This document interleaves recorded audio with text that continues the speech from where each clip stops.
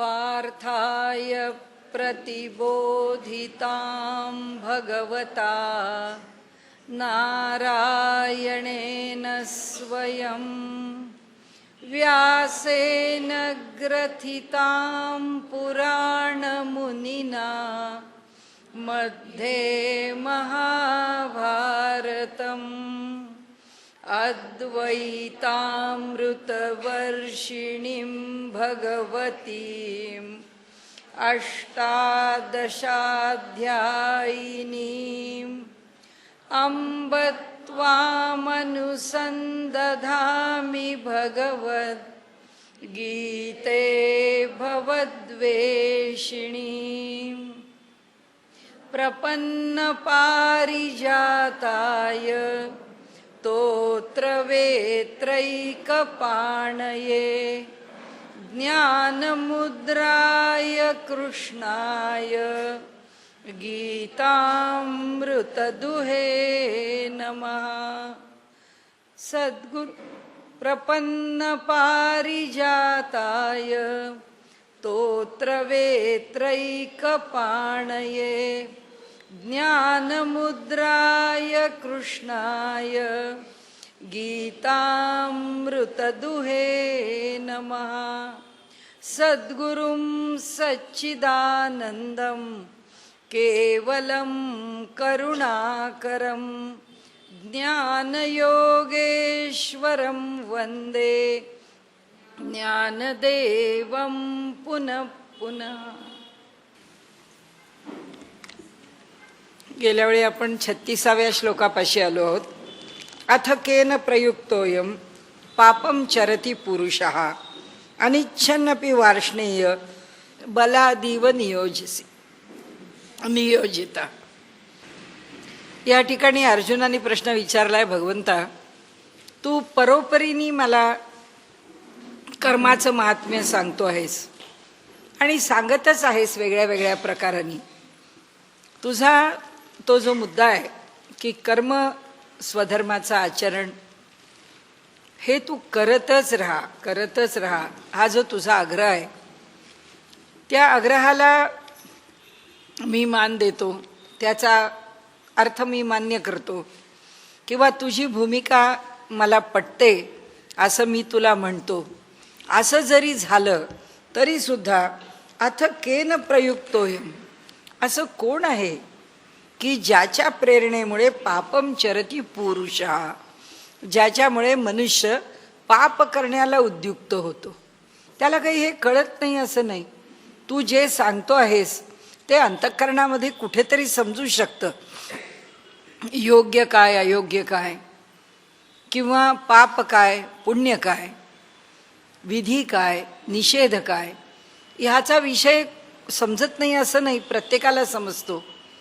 त्याच्या अंतःकरणामध्ये जो परमात्मा निवास करून आहे तो त्याला अंतस्फुरण देतो की बाबा रे हे करू नकोस, बाबा रे ह्या मार्गाने तू चाल.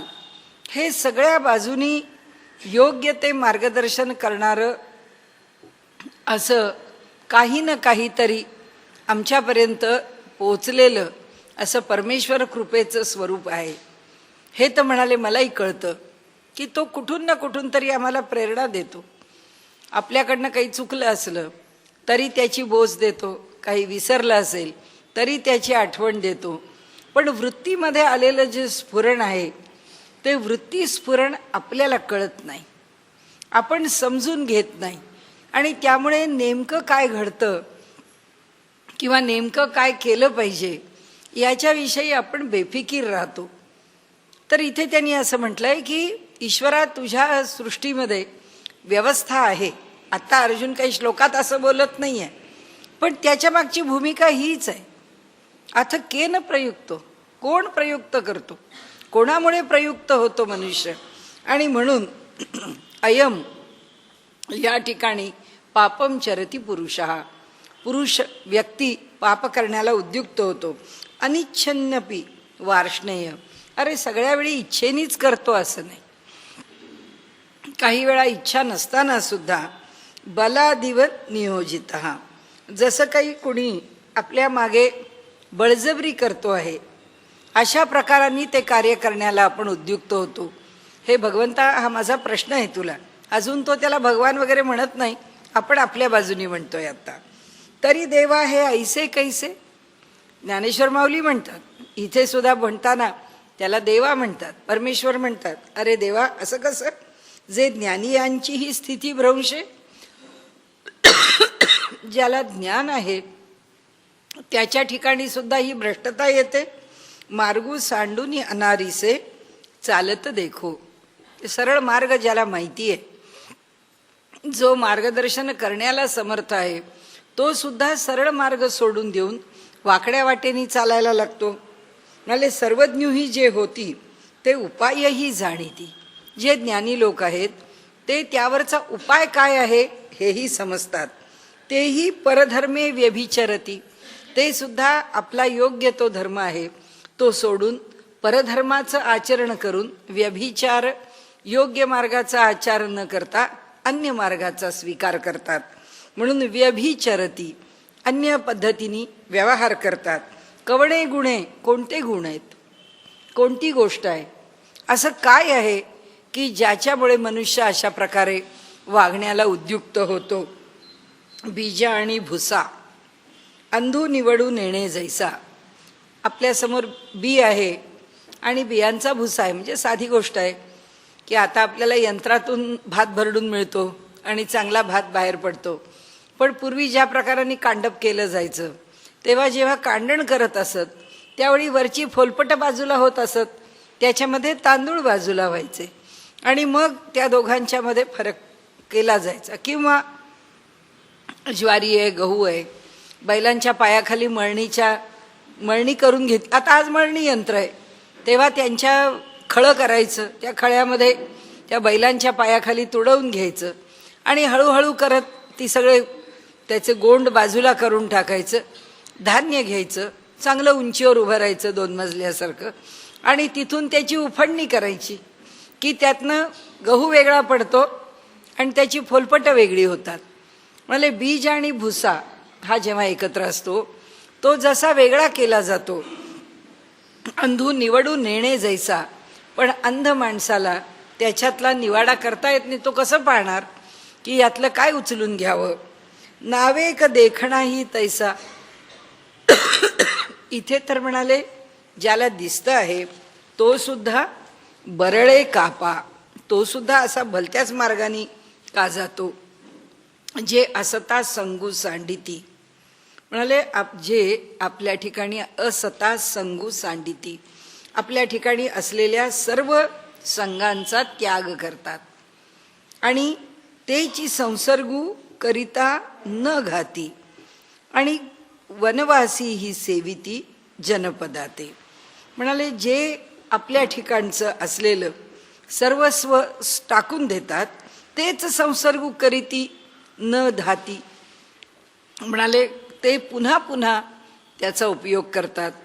किंवा ते सर्व करत असताना न घाती किंवा धाती, तर त्या ठिकाणी त्यांच्या मनामध्ये हे सगळं सोडून सुद्धा त्यांना संतोष मिळत नाही आणि म्हणून संसर्गू करिता पुन्हा पुन्हा त्याचा उपयोग करून घेतला तरी त्यांना त्यांच्या ठिकाणी संतोष निर्माण होऊ शकत नाही. वनवासी ही सेविती जनपदाते, वनामध्ये निघून गेलेले आहेत वैराग्य म्हणून, आणि ती वैराग्यशीलता जी आहे ती तिथे जाऊन काही साधन करावं, तिथे जाऊन जीवनातल्या ज्या गोष्टींचा त्याग जनपदामध्ये असताना करता येत नाही तो दूरवर जाऊन वनवासात जाऊन करावा, या धारणेने आपलं घरदार सोडून वनवासाला निघून जातात. म्हणजे आता 2 प्रकारांनी सांगितलं की ज्यांनी आपल्याजवळ ज्या गोष्टी सहजी आहेत त्या गोष्टींचा त्याग केला. आपण जर पाहिलं तर एक मधल्या काळामध्ये लोकांच्या ठिकाणी एक धारणा होती की ठीक आहे, आपल्याला आपल्या पुरेसं मिळालेलं आहे, आता काय करायचं आहे हे कमावून आपण काहीतरी ईश्वर सेवेमध्ये आपलं जीवन व्यतीत करावं. म्हणून ज्या व्यवसायात माणसं असायची त्यात 20 वर्षांनी पेन्शन होते, पेन्शनेबल सर्व्हिस आहे, झाली आपल्याला पेन्शन झाली, आता बास झालं, आता नोकरी नको, आता आपण अध्यात्माचा अभ्यास करू, विचार करू, त्या मार्गाने जाऊ. विचार निश्चितच स्तुत्य आहे, त्याबद्दल काही वाद नाही. परंतु जेव्हा त्या मार्गावरून चालायला लागतात, काळ बदलत जातो, गरजा बदलत जातात, समाज जीवन बदलत जातं, आणि ज्या वैराग्याचा विचार घेऊन मनुष्याने काही सोडण्याचा विचार केला आहे, ती माणसं या अध्यात्माच्या क्षेत्रात येऊन नोकरी करून मिळवलेल्या पैशापेक्षा सुद्धा अधिकाचा संग्रह सुरू करतात. म्हणजे आपल्या पेन्शनमध्ये आपण भागवावं असं म्हणून राहणारी माणसं मग कुठे प्रवचन करायला मिळत आहे का बघू, त्या प्रवचनाचे 4 पैसे मिळतात का बघू, आपल्या समोरची 4 माणसं आपल्याबद्दल आदर दाखवतात, मग आपल्याला देवदर्शनाला जायचं आहे, ते कोणी आपल्याला घेऊन जातात का बघू. कशा करता? जे स्वतःचं आहे ते सोडून दिलं आणि आता दुसऱ्याचं आहे त्याची अपेक्षा कशाला. ते म्हणतात असं होतं की मनुष्याचा एक काळ मनामध्ये असा येतो की बस आता कशाची आपल्याला आवश्यकता नाही आहे, असं म्हणून तो जेव्हा सोडून देतो आणि पुन्हा या सगळ्या गोष्टींच्या मध्ये अडकतो. ते म्हणाले वनवासामध्ये जाऊन राहिलेला सुद्धा पुन्हा लोकांच्या मध्ये येतो. असे खूप माझ्या ओळखीचे लोक आहेत की जे म्हणाले आता नको, आता आम्ही रिटायर झालो, आता आम्ही लांब जाऊ आणि तिथे जाऊन राहू आणि आता काहीतरी साधन करू, हिमालयात जाऊ. म्हटलं एकदम हिमालयात जाऊ नका, कारण काय खूप थंडी असते, ते सगळे हवा आपल्याला सोसतेच असं नाही, आणि हवामान खूप बदलणार आहे. हिमालय असा आहे, लहरी राजा आहे, तो कोणत्या क्षणी काय त्याचं रूप दाखवेल आपल्याला काही सांगता येत नाही. पण नाही म्हणाले आपण तिकडेच जाऊ, तिकडेच राहू. असं म्हणून जाऊन राहणारी माणसं 3-4 महिन्यामध्ये इथून निरोप घेऊन जाताना पुन्हा परत यायचं नाही म्हणून जातात आणि पुन्हा इथेच परत येतात. म्हणून इथे अर्जुन म्हणतो की हे सगळं ज्याला कळलं आहे की हे सगळं सोडून मला जायचं आहे आणि सोडून जायचं आहे ह्याचा त्यांनी निश्चय केला आहे, तरी सुद्धा तो कसा परत येतो बरं. तर म्हणून आपण तरी लपती सर्वस्वे पाप चुकविती. आपल्याला ते सगळ्यापासून दूर नेतात. ते हिंदी गाणं जसं आहे ना की संसार से भागे फिरते हो भगवान को तुम क्या पाओगे. म्हणजे प्रपंचाला सोडून हा जो पलायनवाद आहे तो माऊलींनी इथे सांगितलाय. ते म्हणतात आपण तरी लपती, आपल्याला नकोच ना ही पापन बी भानगडच नको, आपण कशातच नको, आपल्याला काहीच करायचं नाही आहे, आपण ह्या कशामध्ये पडायचंच नाही आहे, आपण कुणाच्या संपर्कात नाही आलो की पाप पुण्याचा प्रश्नच येत नाही. सर्वस्वे पाप चुकवती, पापाचा प्रसंग चुकवून टाकतात. आपलं म्हणणं त्याच्यावर किंवा संतांचं म्हणणं आपल्यापेक्षा माऊली ज्या पद्धतीने सांगतात त्या पद्धतीने एक आहे. आपण म्हणजे प्रापंचिक, आपण प्रापंचिक म्हणतो अहो हे सगळं सोपं आहे, हे पळून जाऊन नीट राहणं किंवा पळून जाऊन मी पाप करत नाही, मी रागवत नाही, मला त्रास होत नाही, हे म्हणणं सोपं आहे, कारण संपर्कच नाही कोणाचा. आपला एक दृष्टांत ठरलेला आहे संतांचा, त्यांच्या पद्धतीने आपण आपल्या पद्धतीने तो दृष्टांत विस्तारू शकतो.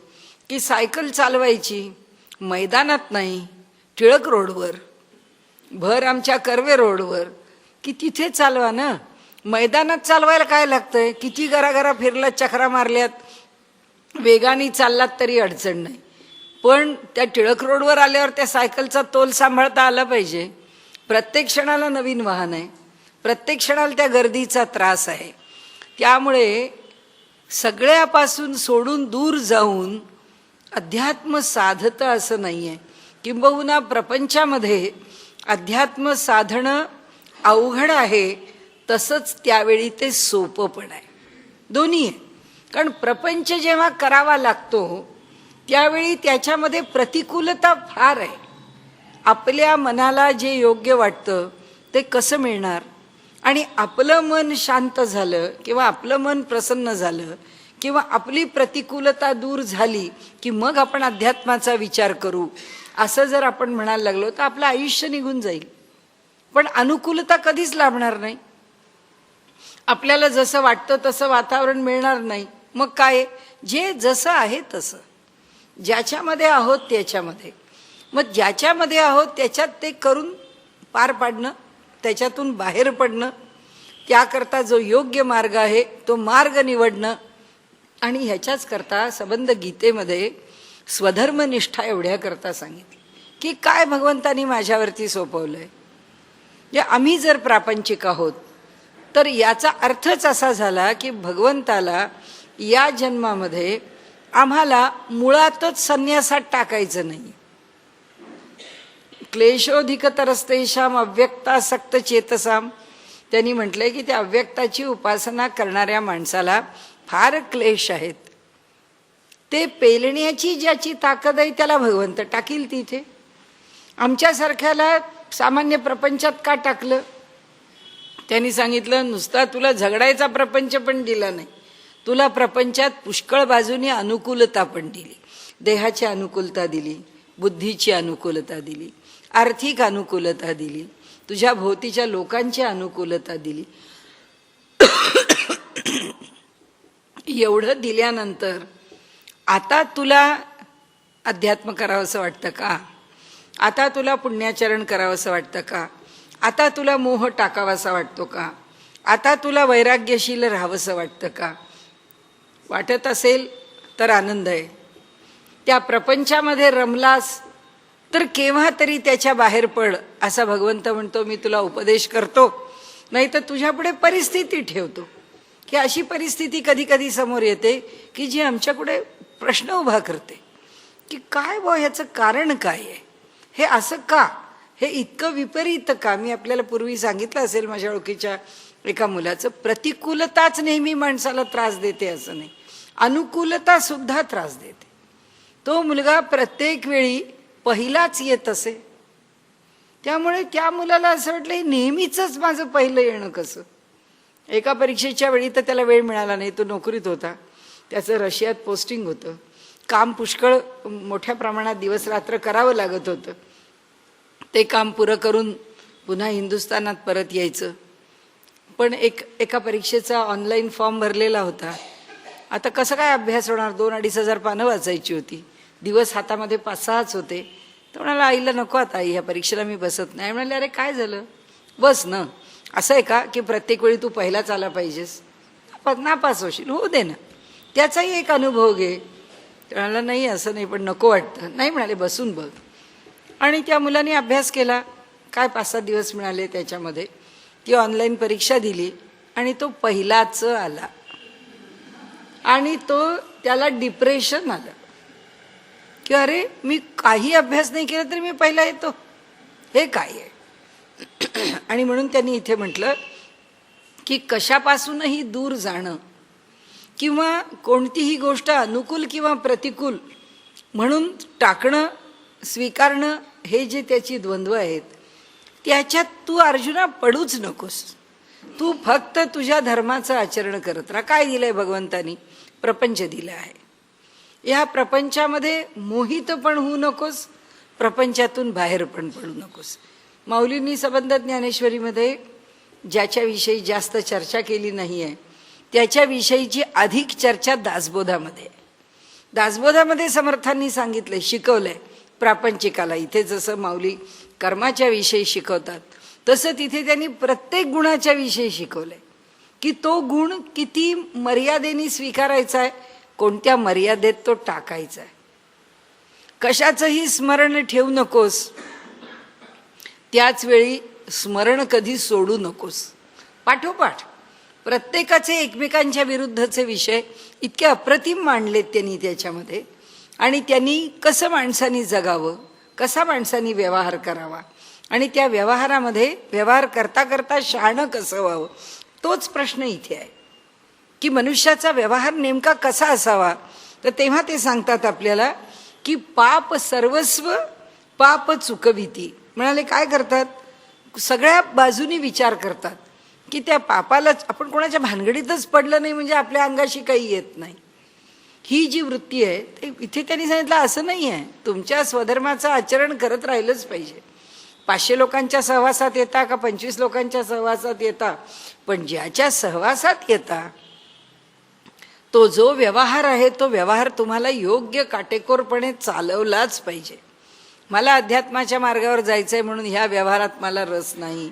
समर्थ म्हणतात प्रपंच मूळचाच नासका, करीत जाता होतो फिका, अरे प्रपंच नाशवंतच आहे. कालचा क्षण आज पकडता येत नाही, आजचा क्षण उद्या राहत नाही. जे भोगून संपलं आहे ते कुठंच हातात सापडत नाही. त्याचं मिथ्यात्व आमच्या लक्षात येतं तेव्हा कळतं की अरे या प्रपंचामध्ये किंवा या जगामध्ये असं कोणतंच काही कार्य नाही किंवा अशी कोणतीच गोष्ट नाही, असा कोणताच व्यवसाय नाही, असं कोणतंच काम नाही की जे काम मी माझ्याबरोबर उचलून घेऊन चाललेल. सगळा खेळ काय आहे तो इथे चाललेला आहे. मग तो न करण्याकरता लांब कशाला जायचं. म्हणून आपण मगाशी म्हटलं तसं संसार असे भागे फिरते हो, भगवान को तुम क्या पाओगे. खरंच आहे, ह्या जगाला नको त्याला तोंड देणं. म्हणून जर जगापासून दूर जायला लागलो तर परमेश्वर कसा भेटेल. आणि म्हणून संतांनी जो उपदेश केलाय तो अप्रतिम आहे. संत म्हणतात अहो जनी जनार्दन आहे. एकनाथ महाराजांचा तर हा सातत्याने शब्द आहे.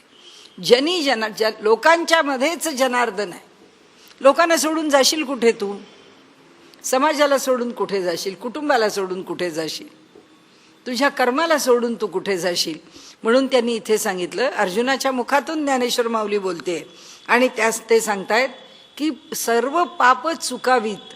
म्हणून प्रत्येक गोष्टीपासून लांब जाणारा मनुष्य परी बलात्कारे सुई जती तयाची माझी, परंतु बळजबरीने त्याच्याच मध्ये फेकले जातात, त्याच्याच मध्ये कोंबले जातात. व्यवसाय आहे आपला, शिक्षक आहे आपण आणि मुलांना शिकवायचंय. नाही रे बाबा, आपल्याला काही मुलांना रागवायचं नाही. कोणी सांगितलंय ते, अंगावरती पाप घ्या, नकोच आपण रागावणं. मग आपलं कर्म करायला जिथे आपण जातो प्रत्येकच गोष्ट गोड बोलून साधत नाही. सामदाम दंड भेद सगळ्याचा विचार करावा लागतो. सगळ्या मार्गाने मुलांना शिकवावं लागतं, उपदेश करावा लागतो. वाईट बोलणं म्हणजे पाप आहे. आपल्या मुलांना आपण मन त्यांचं दुखवू नये. नाही कसं, जेव्हा त्यांना हे चुकलं आहे ते चुकलंच आहे, हे करणं योग्य नाही, ते करूच नका, हे आपल्याला काही वेळा जर ठासून सांगावं सांगितलंच पाहिजे. व्यवसायामध्ये ही गोष्ट आपल्या उपयोगाची नाही, नाही तर नाहीच म्हटली पाहिजे. आपल्याला त्या गोष्टीवर स्पष्टीकरण द्यायचं नाही तर न बोलता का होईना कृतीने दाखवलं पाहिजे. आता आपण संसदेमध्ये पाहिलं की विरोधी पक्ष म्हणून बसल्यानंतर विरोधी पक्ष कुठलीही गोष्ट निर्णयाला येण्याकरता विरोध करतो आहे का कामकाज होऊच द्यायचं नाही म्हणून विरोध करतोय. भूमिका काय आहे? देशाचं भलं करावं ही भूमिका नाहीच आहे. तुम्ही सत्तेवर आहात ना, आम्ही फक्त विरोध करणार आहे. मग काय केलं पाहिजे? आग्रह एकच की मोदींनी बोललं पाहिजे. मोदींनी उत्तर, अरे मोदी म्हणजे देशाचा पंतप्रधान हा तुमच्या घरामध्ये राहणारा तुमचा मुलगा किंवा तुमची कन्या किंवा तुमचा भाऊ किंवा तुमची बहीण आहे की तुमच्या बळजबरीने त्यांनी ऐकावं, तुम्ही बळजबरी करावी आणि कुटुंबामध्ये वादविवाद नको म्हणून त्यांनी उत्तर द्यावं? असं होऊ शकत नाही. असा अनाठाई व्यवहार जर कुणी करायला लागला तर 4 दोष येणाऱ्या गोष्टी अंगावर घ्याव्या लागतील. पण हिताचा विचार करावाच लागेल की नाही. तुम्हाला नाही ना संसदेमध्ये काम करायचं, तुम्हाला एकदा दाखवतो की आम्हाला जी बिलं पास करून घ्यायची राष्ट्रपतीकडे जातो. हे काम झालंच पाहिजे, नाही तर पुन्हा तुम्ही इतके महिने थांबणार, पुन्हा कामकाज राहणार आणि मग प्रगती झाली नाही किंवा काम झालं नाही, निर्णय झाले नाही म्हणून पुन्हा तुम्हीच आम्हाला बोलणार. ह्या सगळ्या गोष्टी ज्या आहेत, आपल्याला फक्त गोड बोलून राज्य करायचं आहे असं म्हणून चालत नाही. आपल्याला गोड बोलून प्रपंच चालवायचा आहे, चालत नाही. गोड बोलून फक्त व्यवसाय करायचा आहे, चालत नाही. म्हणून इथे अर्जुन म्हणतो की म्हणाले असे लोक आहेत की ज्यांना असं वाटतं की ती भानगडच आपल्यापर्यंत यायला नको. म्हणजे असे काही लोक असतात, ते म्हणतात अहो यांचं ना कधी कोणाशी भांडण होत नाही. जी माणसं कष्ट करून राबून आपल्या लोकांच्या करता काही ना काहीतरी स्वतःला झीज सोसून काम करत असतात, ती म्हणतात अहो त्यांचं कशाला भांडण होईल, कारण त्यांना कुणाचं काही करायचंही नाही आणि त्यांना कुणाच्यामध्ये पडायचंही नाही. ज्याला कुणाचं काही करावं लागतं किंवा जो कुणाकरता काही करतो प्रश्न त्याचाच येतो की हे योग्य नाही आहे, हे योग्य आहे, हे सांगायला तो उभा आहे. ज्याला काही करायचंच नाही तो कशाला बोलेल? त्याला कशाशीच घेणं देणं नाही आहे. म्हणून इथे अर्जुनाच्या मुखातून माऊली सांगते की हे लोक कसे आहेत? हे पलायनवादी लोक आहेत. आपल्यापर्यंत काही यायला नको म्हणून स्थितीपासून किंवा मूळ परिस्थितीपासून, आवश्यकतेपासून, गरजेपासून दूर पळणार आहेत. म्हणाले इथे सर्वस्वे पाप चुकविती परी बलात्कारे सुईजती तयाची माझी. पण भगवंत त्यांना त्याच्यामध्ये बलात्काराने म्हणजे बळजबरीने त्याच्यात फेकून देतो. जसं मनामध्ये विचार करायचा आहे, घरात झुरळं झाली आहेत, मनामध्ये घरात पाली आलेली आहेत, मनामध्ये विचार केला आहे घरामध्ये आपल्याला सगळी साफसफाई करायची, म्हणजे एवढ्या जीवांना मारायचं. मग ह्या जीवांना आपण कशाला मारायचं? परस्पर दुसऱ्याला मारू दे. म्हणजे मग घरामध्ये दुसऱ्या कोणाला तरी बोलावून मारून घेतला. आता दुसऱ्या कुणीतरी येऊन जेव्हा आपल्या घरातल्या असले जे कोण जीवजंतू जे आपल्याला त्रासदायक आहेत त्यांना दुसऱ्यांनी मारलं म्हणजे पाप त्याच्या माथ्यावर गेलं का? नाही गेलं. कारण त्याच्या मागचा हेतू काय आहे? माझं घर मला स्वच्छ पाहिजे, माझं घर मला त्याच्यात कुठल्याही प्रकारची अस्वच्छता जशी नको तसं मला धोकाही नको. ती पाल आहे, काय झालं तिचं काही म्हणजे तिच्या मुखातलं काही विष पडलं, कशात काही झालं, ती कुठे पडली, हे सगळं जे होऊन त्याचे जे पुढचे अनर्थ आहेत हे अनर्थ आम्हाला नको. म्हणून कुणीतरी ते दूर करावं. म्हणून जर दुसऱ्याला करायला सांगितलं तर जो त्या पापापासून दूर जाण्याचा प्रयत्न करतो तोच त्या पापाला चिकटतो. कारण तुला नको म्हणून तू ते दुसऱ्याच्या माथ्यावर टाकत असलास तर कर्माच्या मागचं हेतू जो आहे तो हेतू त्याचं पाप तुलाच देईल. पण आपल्याला हे काम करणं शक्य नाही आहे, आपल्याकडून हे काम होणं शक्य नाही. म्हणून दुसऱ्याला मदतीला बोलावलं आणि त्यालाच म्हटलं बाबा हे माझ्याच घरचं काम आहे, वास्तविक मी केलं पाहिजे, पण हे तुला करायला लावतो याचा दोष तुला नाही बरं, याचा दोष मला आहे. भगवंत त्याचा दोष त्यालाही देणार नाही आणि भगवंत त्याचा दोष ह्यालाही देणार नाही. कारण असं आहे ना, वाघ जेव्हा शिकार करतो आणि खातो तेव्हा तो खातो ह्याचं पाप वाघाच्या माथ्यावरती भगवंत मारतो का? नाही मारत. कारण त्याचं जीवन आहे, जीवो जीवस्य जीवनम.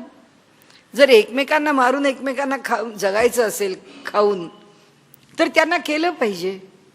तसं जीवनामध्ये काही गोष्टी आम्हाला ज्या आवश्यक आहेत त्या जर आता आम्ही समजा आम्ही असं म्हटलं की आम्ही नाही कुठल्या जीवाची हत्या करून भोजन करणार, ठीक आहे.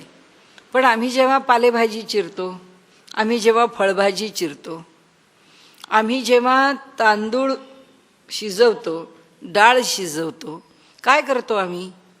ह्या सगळ्या शिजवण्यामध्ये सुद्धा अनेक जीवांना मारतो. अनेक जीवांना मारलेलं आहे ज्याच्यामध्ये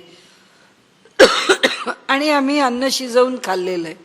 म्हणजे आमचं भरण पोषण करण्याकरता आम्हाला जीवांना मारावं लागतं. मग हे पाप आम्ही नाही करणार, कुणीतरी स्वयंपाक करावा आणि आम्हाला आणून द्यावं. संन्याशाला दुसऱ्यांनी शिजवावं. आता आपण उत्तरेमध्ये जर गेलो तर संन्याशी स्वतः, कारण संन्याशांनी अग्नीवरती शिजवायचं नाही. म्हणजे संन्यासाश्रम जेव्हा स्वीकारला तेव्हा पहिला नियम काय आला? वनामध्ये राहून कंदमुळं भोजन करावं. कारण अग्नीवरची वस्तू अग्नीला स्पर्श नाही करायचं आणि त्यामुळे अग्नीवर शिजवून अन्न नाही खायचं. मग आता पर्याय काय आले? संन्याशांच्या करता निरनिराळे आश्रम उभे राहिले. त्या आश्रमांच्या मध्ये लंगर सुरू झाला. त्या लंगरमध्ये संन्याशांनी यावं आणि डायरेक्ट भिक्षा मागावी. कारण डायरेक्ट भिक्षा का म्हणायचं त्याला? काय सुखाची भिक्षा आहे, कारण तो चांगला चारी ठाव स्वयंपाक करतोय. संन्याशी 4-4 डबे घेऊन येतात आणि त्या 4-4 डब्यांमध्ये एकात भाजी, एकात आमटी, एकात कोशिंबीर, एकात पोळी, एकात भात. आणि सारखे आपल्यासारखे दयावंत झालेले लोक पुण्य मिळवण्याच्या करता त्या ठिकाणी त्या लंगरचे पैसे देतात. जेव्हा लंगर आपल्याकडून करतात त्यावेळी तिथे एक एक पक्वान्न, म्हणजे रोज संन्याशाला पक्वान्न नाही, आपल्या घरात नसलं तरी. म्हणजे हे तो तिथे जाऊन खातो. म्हणजे हा कशा करता खातो? हे सुरू कुठून झालं की वनातली कंदमुळं फळं खाऊन राहणं आपल्याला जमत नाही, आपल्याला सुद्धा भोजन घ्यावंसं वाटतं, पण अग्नीला आपण स्पर्श करायचा नाही. मग कुणीतरी दुसऱ्यांनी माझ्याकरता शिजवायचं. मग दरवेळी माझ्याकरता दुसरा कोण शिजवणार? त्यापेक्षा एका संन्याशांनी ठरवलं मीच आश्रम चालवतो ना, म्हणजे माझ्याच आश्रमात सगळ्या संन्याशांची सोय करतो, सगळ्या संन्याशांकरता स्वयंपाक केला, लंगर जा इथपर्यंत ठीक झालं. पुढे दुपारचा लंगर होतो, रात्रीचा लंगर नसतो. मग संन्याशांना रात्री उपाशी राहावं लागतं. संध्याकाळची भिक्षा उत्तरेमध्ये 4 वाजता सुरू होते. सकाळची भिक्षा जशी 11 वाजता सुरू होते, संध्याकाळची भिक्षा 4 वाजता सुरू. डोंगर दऱ्यात राहणाऱ्या संन्याशांना माहिती असतं की कोणत्या आश्रमामध्ये संध्याकाळची भिक्षा असते. ते त्या डोंगर दऱ्यांमधून ती भिक्षा घ्यायला येतात. आता त्या संन्याशांनी उपासना करावी का 2 वेळच्या भिक्षा घेत फिरावं, तेवढंच काम होतं. म्हणजे एक पाप चुकवायला निघालेला कोणत्या मार्गावरती राहिला, कोणत्या प्रकारचं त्या ठिकाणी साधन सुरू झालं? नाही सुरू झालं, नाही होत. म्हणून त्यांनी सांगितलं बलात्काराने ईश्वर त्याच्यात टाकतो. भगवंत सांगतो की बाबा रे, जे तुला झेपेल, जे तुला जमेल तेच तू कर ना. त्याच्या उलट प्रपंचामध्ये राहणारे आमचे विनायक भट्ट घैसास गुरुजी, जे घनपाठी ब्राह्मण ऋग्वेदाचे, आणि विलक्षण श्रद्धा त्यांची गणपतीवर होती. आणि जेव्हा वेद स्थिर व्हावा, वेदाला सन्मान मिळावा, याच्याकरता त्यांना असं वाटायचं की वेदाला शरण गेलं पाहिजे. मी कुणाला सांगू की बाबा तू टिकला पाहिजेस, या पुढच्या पिढीमध्ये रुचीने गेला पाहिजेस, पुढच्या पिढीने आदर केला पाहिजे. त्याकरता ज्यांना घरामध्ये 2 वेळा उत्तम जेवायला मिळू शकतं, मी सांगते ना, आपल्याला संन्याशांना चहाचा सुद्धा लंगर आहे, सगळं मिळतं लंगरमध्ये, काही मिळत नाही असं नाही आहे. सकाळचा चहा आहे, 4चा चहा आहे, 2 वेळची भिक्षा आहे, सगळं सुस्थितीत चाललेलं आहे. तर सांगायचा हेतू असा की विनायक भट्ट घैसासांनी, जे आत्ताचे जे आपले मोरेश्वर घैसासांचं वेदभवन आहे ना, त्यांच्या वडिलांची गोष्ट आहे. ते गावामध्ये राहायचे, तर एक घनपाठाचा जे पारायण आहे एक वेदाचं, ते करायला 64 दिवस 80 दिवस काय ठरवतील ते, त्याप्रमाणे ते पारायण करत असत. कसं करत असत? फक्त दुर्वांच्या रसावर राहून. का तर गणेश भक्त आहेत. आता आपल्याला माहिती आहे की वेदांचं पठण करायचं इतकं सोपं नाही आहे, उच्चार झाले पाहिजेत ना. नाहीतर आपल्याला सांगते किती पूर्वी, आता आजकाल सगळं बदललं आहे. पूर्वीच्या काळी एकाच माणसाला भागवत सप्ताह करायला लागायचा. ते भागवत सप्ताह करायची वेळ आली की लोक म्हणायचे की काय आपली संभावना आहे आम्हाला सांगा. तर ते म्हणायचे आमची काही संभावना नाही, पण आम्हाला सकाळी आणि संध्याकाळी 1-1 वाटी तूप देत जा खायला, बस. हे आम्हाला दिलं की बस झालं. तुम्ही आम्हाला पैसे दिले का नाही दिले, आमचं भागवत होऊ शकतं. का? कारण इतकी ती सकाळी संहिता वाचायची आणि दुपारी तितका अर्थ सांगायचा. 8-8, 9-9 तास जेव्हा बोलायला लागतं, आणि सकाळी जेव्हा संस्कृताचं वाचन होतं तेव्हा पोटात आग पडते. म्हणून आम्हाला तूप द्या 2 वेळा खायला. कारण वाणी हा अग्नीचा, त्याची देवता अग्नी आहे. त्यामुळे वाणीला सातत्याने जर राबवलं तर देहामध्ये उष्णता वाढते. ती उष्णता कमी करण्याकरता तूप घ्यावं. आता यांना भागवत करायचं तर दुसऱ्या कशाची अपेक्षा नाही, पण तुपाची अपेक्षा आहे. आपल्याला सांगण्याचा हेतू एकच आहे की विनायक भट्ट घैसासांसारख्यांनी दुर्वांच्या रसावर पारायणं कशी केली असती. एक नाही केली, अनेक पारायणं केली. अनेक पारायणं त्यांनी आपल्याकडनं घडवून आणली. आता या ठिकाणी कुठं प्रपंच सोडून बाहेर गेला, कुठे माणसांनी पापपुण्याचा विचार केला? जिथे आहे तिथे. माझा प्रपंच आहे तसा, गरिबीत आहे गरिबीत आहे, ठीक आहे, जसा करता येईल तसा. मग ह्या पारायणाचं मी सांगता कशी करेन, काही प्रश्न नाही, जशी असेल तशी, जसं घडेल तसं. सांगण्याचा आपल्याला हेतू असा आहे की काहीही मिळवायला काहीही सोडून जावं लागत नाही. कारण मिळवायला कुठं लांब जायचंच नाही आहे, इथेच आहे, तो हृदयाच आहे.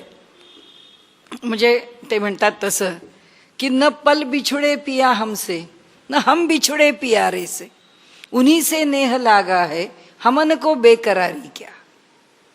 कारण असं आहे, भगवंत आमच्या हृदयातच आहे कुठे बाहेर. तो जर आमच्या हृदयात आहे तर पळापळ करायचीच नाही आहे कुठे, फक्त त्याला समजून घ्यायचं आहे. 18व्या अध्यायामध्ये फार ज्ञानेश्वर माऊलींनी सुंदर चर्चा केली. त्यांनी सांगितलं शास्त्र काय करतं, फक्त अविद्या दूर करतं. शास्त्र काय करतं म्हणाले, आम्ही जसे सूर्यावरती आभ्र आली म्हणून सूर्याचा प्रकाश कमी झाला तर फक्त आभ्र दूर होतात, कोणी सूर्य उत्पन्न करत नाही. पाण्यामध्ये गोंडाळ जमा झालेलं आहे, त्यांनी दिलेला दृष्टांत आहे. आणि ते सगळं गोंडाळ बाजूला केलं की आपल्याला पाणी दिसतं. आता आपण त्या मुंबईच्या वाटेवर पाहतो, खाड्यांच्या मध्ये त्या सगळ्या ज्या पर्णी ज्या उगवलेल्या असतात आणि थेट सगळीकडे पसरलेल्या असतात, काही दिसत नाही, फक्त हिरवगार दिसतं. ते फक्त बाजूला गेलं की खालचं पाणी तिथेच आहे. काय बाजूला करतं, फक्त हे बाजूला केलं जातं. शास्त्र काय करतं म्हणाले, शास्त्र फक्त अविद्या आहे ती दूर करतं. शास्त्राच्या ठिकाणी परमात्मा दाखवण्याचं सामर्थ्य नाही आहे. शास्त्र परमात्मा नाही दाखवू शकत, शास्त्र फक्त अविद्या दूर करू शकतं. परमात्मा म्हणतो की तो जो पाहायचा असेल, सगळ्या उपनिषदांचं सगळ्या तत्वज्ञानाचं सार एकच आहे. यमे वैश वृणुते तेन लभ्या तस्यैषा आत्मा विवृणुते तनुस्वाम. म्हणाले कुणाला परमात्मा दिसतो, नायम आत्मा प्रवचनेन लभ्या न मेधया न बहुधा श्रुतेन. म्हणाले आत्मा हा प्रवचन करून बाई आपली फिरते, एक प्रवचन झालं, दुसरं झालं, तिसरं, सोमवार झाला, मंगळवार झाला, बुधवार, काही उपयोग नाही. म्हणाले पालथ्या घड्यावर पाणी आहे. कारण जोपर्यंत अविद्या दूर होत नाही तोपर्यंत परमात्मा कसा भेटेल. परमात्म्याने यमे वैश वृणुते, तो ज्याला वरतो त्याला काय करतो, तस्यैष आत्मा, त्याच्याकरताच आत्मा म्हणजे परमात्मा विवृणुते तनुस्वाम, आपली तनु प्रकट करतो, त्यालाच तो दर्शन देतो, अन्यथा नाही. म्हणून अर्जुनाने प्रश्न विचारलाय, त्यावर माऊलींनी विवरण केलंय. माऊली म्हणते की कशापासून पळता, कशाच्या स्वीकाराकरता धावता, का हवं नको म्हणता. गीतेचा म्हणाले एक विषय लक्षात ठेवा, निर्द्वंद्व हो अर्जुना. आणि म्हणून ते आपल्याला सांगतात की तो आम्हाला कुठल्याही पापात फेकतच असतो. नुसती भाजी आमटी खाल्ली तरी मारणंच आहे, फळ खाल्लं तरी जीवाची हत्याच आहे, नुसत्या दुधावर राहिला तरी जीवाची हत्याच आहे. एवढे मोठे बॅक्टेरियाज कोट्यावधी पोटात घेतोय आणि त्यांना समाधी देतोय. काय घेतलं म्हणून आम्ही यापासून बाजूला गेलो, कशानेही नाही. कृपा फक्त त्यांनी करायची, त्यांनी मान्य करायचंय. हा जे करतो आहे ते बरोबर आहे. भगवंत म्हणतायत ह्याला कळत नाहीये, सांगणारं साक्षात ब्रह्म आहे, पण हा कसले प्रश्न विचारतोय मला. जयांची जीवे घेती विवसी तेची जडोनी ठाके जीवेसी चुकविते ते गिवसी तयातीच. म्हणाले जयांची जीवे घेती विवसी, ज्याला ज्या गोष्टीचा मनापासून कंटाळा आहे तेची जडवणी ठाके जीवसी, त्याच गोष्टी अंतःकरणात येऊन स्थिर होतात. जे नको वाटतं ना तेच बरोबर अंगाशी येतं. चुकविती ते गिवसी तयातेची, ज्याला ते चुकवत जातात, गिवसी म्हणजे शोधत येणं, तोच त्याला घेरतो. तुम्ही व्यवहारामध्ये बघा, माणूस कशाचाही जेव्हा आग्रह करतो, नाही नाही मी खाणारच नाही, नाही नाही मी, कुणी म्हणतं मी विवाह करणारच नाही, नाही नाही मी पैसे मिळवणारच नाही. हा व्यवहारतः मनुष्य जेव्हा त्याच्या आग्रहाने करतो, केवळ त्यामागे त्याचा आग्रह असतो, तर बरोबर त्याच्याच मागे अशा गोष्टी येऊन पडतात की तो नाही त्या गोष्टीमध्ये अडकतो. त्याच्याच अंतःकरणामध्ये अधिक मोह निर्माण होतो. तो मोह इतका निर्माण होतो की त्या मोहाच्या मधून त्याला बाहेर पडणं अवघड जातं. कारण आयुष्यात याकडेचं त्याकडेला योग्य प्रकाराने लावून द्यायचं काम फक्त परमेश्वर करतो, दुसरं कोणी करत नाही. आणि कोणी करूही शकत नाही. मला हे नको किंवा मला हे पाहिजे. भगवंत म्हणतो कशाला याचा आग्रह आहे, कशा करता, हे माझ्या मनात काय येतं, हे येण्याची आवश्यकताच नाही आहे. म्हणून ते म्हणतात जो ज्याचा पुरता कंटाळा करतो ते भगवंत त्याच्या मागे लावून देतो. कारण का, द्वंद्व आहे ना, एक पाहिजे आणि एक नको. नकोचं द्वंद्व जेव्हा टोकाला ताणलं जातं तेव्हा न्यूटन्स लॉ प्रमाणे आहेचं द्वंद्व सुद्धा टोकाला ताणलं जातं, येऊनच पडतं त्याच्यावर. जो नको करता धावपळ करत नाही त्याच्याकरता पाहिजेची पण धावपळ होत, सोडूनच द्यावं. म्हणून ते आपण म्हणतो ना, कोणत्याही गोष्टीची दोन्ही टोकं सोडून द्यावीत, मोकळी करून टाका. जे व्हायचं असेल ते होईल, जे जसं असेल तसं घडेल. म्हणून ते सांगतात ऐसा बलात्कारू एकू दिसे. आपल्याला जेव्हा नको नकोचा आग्रह केला जातो तेव्हा आपल्या लक्षात येतं की आपल्यावर पण बळजबरी होते. तो कवणाचा एथ आग्रहो असे. कोण आग्रहाने ते आमच्यापर्यंत आणून ठेवतं? कारण हा म्हणतो मला बिलकुल पुण्य पाहिजे, मला बिलकुल पाप नको आहे, मी बिलकुल वाईट मार्गाने जाणार नाही, मला बस फक्त चांगलं काय आहे तेवढंच पाहिजे, त्याच्या पलीकडे मला काही नको, हे बोलावे ऋषिकेशे पार्थू म्हणे. तेव्हा अर्जुन म्हणतो की भगवंता तू हे मला सांग. की म्हणाले आमच्यासारख्यांचं सोडा हो म्हणाले, पण ज्ञानी माणसं ती कशी कशाच्या तरी मागे लागतात, त्यांच्याकडनं का चुका होतात. आपण पाहतो मोठे मोठे महंत आहेत, मोठे मोठे आपापल्या ठिकाणी अधिकारी लोक आहेत, ते सगळे कशा कशात अडकतात. का अडकतात? त्यांना माहिती आहे, त्यांना सगळं जाणता येतं, त्यांना जाणून त्याचे परिणाम माहिती आहेत, तरीसुद्धा तेच कार्य करायला ते का उद्युक्त होतात.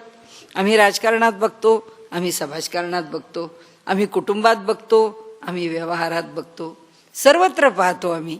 तर तेव्हा श्री भगवान उवाच काम एष क्रोध एष रजोगुण समुद्भवः महाशनो महापाप्मा विदध्येन मिह वैरिणम. तर म्हणाले इथे काम एष क्रोध एष. कोण आहे त्याच्या मागे? तर काम आहे आणि क्रोध आहे. कशातून उत्पन्न होतो? रजोगुण समुद्भवः. म्हणाले महाशनो आधाशी म्हणजे खाणं, आणि महा आशनो. तर आपण अनशन म्हणतो ना की उपवास आहे, अनशन आहे, आणि महाशनो भरपूर खाणार आहे. महापाप्मा अत्यंत पापी होतो. आणि कोण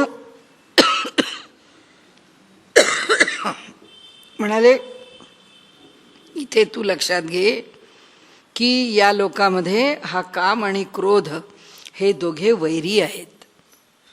तुला जाणून घे. काय जाणून घे? तर काम आणि क्रोध हेच दोन आम्हाला नाचवणारे आहेत. ते आता भगवंतांनी उत्तर दिलंय, त्याच्यावरती माऊलींनी फार सुंदर विवरण केलंय. ते म्हणतात तव हृदय कमळ आरामू जो योगियाचा निष्काम कामू तो म्हणतसे पुरुषोत्तमू सांगेन ऐक. तव म्हणजे आता त्यानंतर अर्जुनाच्या प्रश्नानंतर आता कोण? हृदय कमल आरामू. आमच्या हृदय कमलाच्या ठिकाणी आराम करणारा, निवास करणारा, जो योगियांचा निष्काम कामू, जो निष्काम योगियांचा कामू, ज्या योग्यांच्या ठिकाणी निष्कामता आहे अशा योग्यांच्या अंतःकरणात ज्याची कामना आहे. कारण ते मुळात निष्काम आहेत, त्यांना काहीच नको आहे, पण ज्याच्या प्राप्तीची कामना योग्यांच्या अंतःकरणामध्ये आहे तो म्हणत असे पुरुषोत्तमू. असा तो पुरुषोत्तम सांगेन ऐक. म्हणाले सांगतो आहे ते ऐक आता. तरी हे काम क्रोधू पाही जया ते कृपेची साठवण नाही हे कृतांताचा ठाई मानी जती.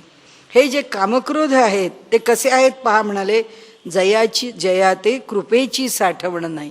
या कामक्रोधाला कोणाचीही दया येत नाही. महाक्रूर आहेत, महाअदय आहेत. आणि म्हणाले हे कृतांताचा ठाई मानी जती. म्हणाले हे कसे आहेत? हे यमधर्माच्या ठिकाणी आहेत समजा, हे यमराजाच्या ठिकाणी आहेत समजा. यमराज देहाचा एकदाच नाश करतील, पण हे कामक्रोध आमचा प्रतिक्षणी नाश करणारे आहेत, आणि त्यामुळे ते यमराजच आहेत.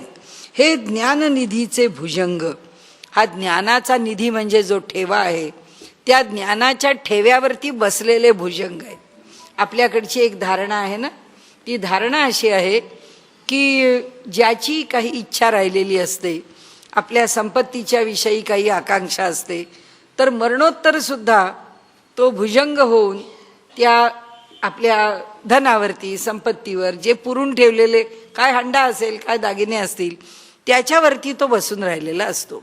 आणि म्हणून हा जो ज्ञानरूपी निधी आहे, हा ज्ञानाचा साठा जो आहे, त्याच्यावरती हे कामक्रोधरूपी भुजंग बसून राहिलेले. आणि ते म्हणतात विषय दरांचे वाघ, म्हणजे विषयरूपी दर्या, त्या दर्यांमध्ये राहणारे हे वाघ आहेत. वाघ कुठे राहतात? दर्याखोऱ्यात राहतात. तर आमचे विषयरूपी दर्या आहेत त्या ठिकाणी हे वाघ राहतात. भजन मार्गीचे मांग मारक जे, पूर्वीच्या काळी मारणं, कत्तल करणं, शिक्षा देणं, फासावर देणं, हे मांगांचं काम होतं.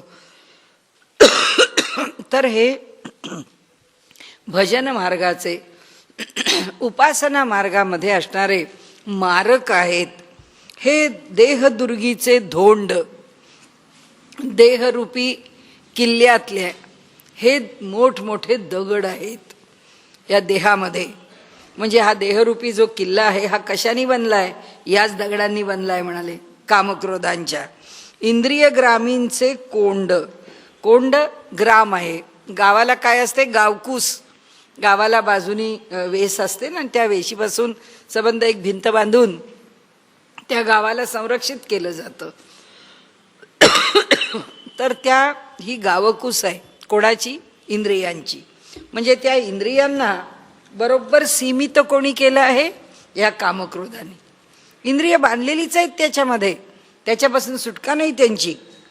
म्हणून म्हणतात इंद्रियग्रामीचे कोंड, यांचे व्यामोहादिक बंड जगावरी, यांचं बंड राज्य, यांचं मोहात पाडणारं, सगळ्या जगाला व्यामोहित करणारं, सगळ्या जगाला भुलवणारं असं हे कामक्रोधांचं राज्य या जगावर चालतं. हे रजोगुण मानसाचे, समूळ असुरियेचे, धायपण ययांचे अविद्या केले. मन आहे, जे मन रजोगुणी आहे, त्या रजोगुणांच्या मनामध्ये काय होतं म्हणाले? त्याचं मूळ जे आहे ते मूळ तमोगुणाचं आहे, अज्ञानाचं आहे. आसुरियेचे, धायपण ययांचे, यांचं पालनपोषण कोण करतं? अविद्या केले, अज्ञान यांचं पालनपोषण करतं. हे रजाचे कीर झाले. खरोखरच हे कीर म्हणजे खरोखरच, खरोखरच हे रजोगुणापासून निर्माण झाले. परी तमासी पढियंते भले, हे जरी रजोगुणाने निर्माण झालेलं असलं ना, तरी सुद्धा तमोगुणाचं हे फार प्रेमाचं प्रकरण आहे. कोण? हे कामक्रोध. तमोगुणाला फार आवडतात आणि रजोगुणाने मन झालंय, आणि तमोगुणाला त्याची आवड असल्यामुळे ते त्याचा पगडा त्याच्यावरती बसवतं. त्यामुळे तरी तामसी पढियंते भले, तेणे निजपद पाद इधले प्रमाद मोहो. आणि त्यामुळे तमानी त्याला काय भेट दिली आहे? ती जी दिली आहे निजपद, आपलं स्वतःचं स्थान दिलंय. ते काय आहे? प्रमाद आणि मोह. मनुष्याने अनंत चुका करत राहाव्यात आणि सदा सर्व काळ मोहात पडावं, हे त्यांनी देऊन ठेवलंय. म्हणाले हे मृत्यूचा नगरी मानी जती निकिया परी, जे जीविताचे वैरी म्हणून या. म्हणाले हे मृत्यूचा नगरी मानी जती, हे जणू काही मनुष्याचा मृत्यूच आहे, जणू काही नाशच आहे असंच मानलं जातं. पण निकिया परी, कोणाच्या ठिकाणी त्यांची प्रत चांगली आहे? मृत्यूच्या ठिकाणी. म्हणजे हे कामक्रोध मनुष्याला कुठे घेऊन जातात? मृत्यूच्या नगरीमध्ये, म्हणजे यमराजाकडे नेतात. कारण निकिया परी त्यांची प्रत चांगली आहे. कोणाकडे? मृत्यूच्या नगरीमध्ये. म्हणजे आमचा नाश करून मृत्यूकडे घेऊन जाणं, आम्हाला पूर्णपणाने चांगल्या मार्गाने, योग्य दिशेने चांगली गती मिळवून न देता मृत्यूच्या मार्गाने जाऊन कुठे नरक आहे, कुठे काही आहे, पण निवास सामान्य आहे, नाशकारक आहे. कारण मृत्यूच्या प्रांतात यांची पत आहे. म्हणजे हे कामक्रोध त्या मार्गावरती विशेष आपला प्रभाव जमवून आहेत, जे जीविताचे वैरी म्हणून या, जे जीवनाचं, माणसाच्या चांगल्या जीवनाचं वैरच साधणारे आहेत, दुसरं काही नाही. जयासी भुकेलिया आमिषा, हे विश्व न पुरेची घासा. हे काम आणि क्रोध किती भुकेले आहेत, तर म्हणाले त्याला आमिषा खाण्याकरता त्याला आवश्यक असणाऱ्या वस्तू किती आहेत, या सगळ्या विश्वाचा घास केला तरी पोट भरत नाही. म्हणाले हे विश्व न पुरेची घासा, कुळवाडी यांची आशा चाळीत असे. सगळं विश्व यांना मिळालं. आपल्याकडे मराठीत म्हण आहे की यांना सोन्याच्या राशीवर जरी बसवलं तरी सुद्धा यांना समाधान मिळणार नाही. त्याचं कारण असं आहे की ते म्हणाले यांची कुळवाडी कोण करतं, यांची देखरेख कोण करतं, यांच्या कुळवाडीची ते देखरेख करणारी आशा. आशाळ भूत पण कधी संपतच नाही. काहीही मिळालं तरी अजून पाहिजेच आहे. या कामक्रोधाची पुढची जी स्थिती आहे ती आशा, मनुष्याची आशा, यांची आशा चाळीत असे. चाळीत असे देखरेख करते. कुणाची देखरेख करते? कुळवाडी. कुणाची? यांची, म्हणजे कामक्रोधांची. कामक्रोधांच्या कुळवाडीची, स्थानाची देखरेख करणारं कोण आहे? आशा. आशा कधी संपतच नाही. उलट आम्ही हिंदीमध्ये म्हणतो की दुनिया उम्मीद पे कायम है. आमचं म्हणणं आहे असं की ही सगळं जग जे आहे ते कशावरती जगतं? दुनिया उम्मीद पे कायम है. की ते दुनिया, सगळं जग जे आहे ते आशेवरच आहे. दुसरं काय आहे ह्या जगामध्ये? म्हणून त्यांनी सांगितलं कौतुके कवळिता मुठी, जिये 14 भुवने थे कुटी. या आशेनी आणि या कामक्रोधांनी जर अगदी सहज जर आपली मूठ आवळली, सहज जर तिने मूठ वळली तर काय होतं म्हणाले? ही 14ही भुवन त्या मुठीमध्ये थोडीच आहेत. आपण जसं म्हणतो की 1-2-4 वरई पडली आहे, 2-4 खसखसीचे दाणे पडलेत आणि आपण घेतले आणि आपल्या मुठीत ठेवले. काय आहे मुठीत? काही नाही. ते 4 दाणे काय? तसं त्यांनी म्हटलंय की ह्यांनी सहज म्हणून कौतुकाने जर मूठ वळली तर ही 14ही भुवन यांच्या मुठीत आहेत. काही, सगळ्याचं प्रतीक आपला रावण आहे, सगळ्याचं प्रतीक आपला दुर्योधन आहे, दुःशासन आहे. कितीही मिळालं तरी समाधानच नाही आहे. आणि म्हणून ते म्हणतात ते भ्रांती तिये धाकुटी वाल्ही दुली. म्हणाले आणि ह्याच्यात आणखीन काय की अशी जी तृष्णा आहे, अशी जी भ्रांती आहे ती कोण आहे? ती तिये धाकुटी, तिची लहान बहीणच आहे. कशी आहे? तो वाल्ही दुली, म्हणजे नव्या नवसानी केलेली. पुष्कळ नवस केलेत की ती आम्हाला मिळाली, एक मुलगी होऊ दे, एक मुलगी होऊ दे, असे पुष्कळ नवस केले. नवसा सायासानी ती कन्या प्राप्त झाली आहे. तशी म्हणाली ही भ्रांती जी आहे ती भ्रांती त्या ठिकाणी धाकुटी वाल्ली दुल्ली, त्या आशेची भ्रांती आणि तृष्णा धाकटी बहीणच आहे. आता जे लोकत्रयाचे भातुके खेळताची खाय कौतुके, या तिन्ही लोकांचा घास करून जी लीलेनी खाऊन टाकते, तिच्या दासीपणाचेनी बिके तृष्णा जिये. म्हणाले तिच्या दासीपणाचेनी बिके, त्या भ्रांतीच्या, त्या तृष्णेच्या ठिकाणी तिचं अस्तित्व कसं आहे? ते जे भ्रांत होणं आहे, ती जी भ्रांती आहे त्या भ्रांतीची कोण दासी झाली आहे? तृष्णा, म्हणजे इच्छा, आकांक्षा ही दासी झाली आहे. आणि त्या दासीपणाचे नि बिके तृष्णा जी आहे, तिच्यावरती तृष्णा म्हणजे आमच्या आशा, हाव, ती त्या ठिकाणी जगते. कुणावर जगते? त्या भ्रांतपणावर. भ्रांतपणावर, अज्ञानावर. अज्ञान, व्यामोह, त्या व्यामोहावरती. हे असो मोहे मानिजे. म्हणाले आता काय सांगावं आपल्याला की हे मोह याते अहंकारे घेपे दीजे. म्हणाले हे असो मोहे मानिजे. हा जो मोह आहे याते अहंकारे घेपे दीजे.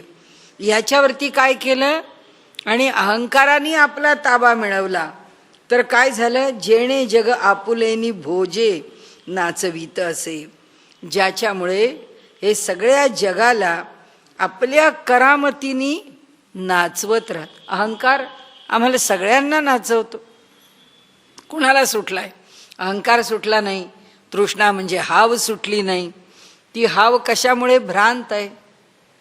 आता नुसते चेहरे पाहिले टी व्हीवर तरी आपल्याला कळतं की लोकांनी एक बातमी दिली की आता मंत्रिमंडळाचा विस्तार होणार आणि मंत्र म्हणजे जे मित्रपक्ष आहेत त्यांना मंत्रिमंडळामध्ये कदाचित स्थान मिळणार, की झाले जे फोटो दाखवायला सुरुवात केली ते आपण पाहतो.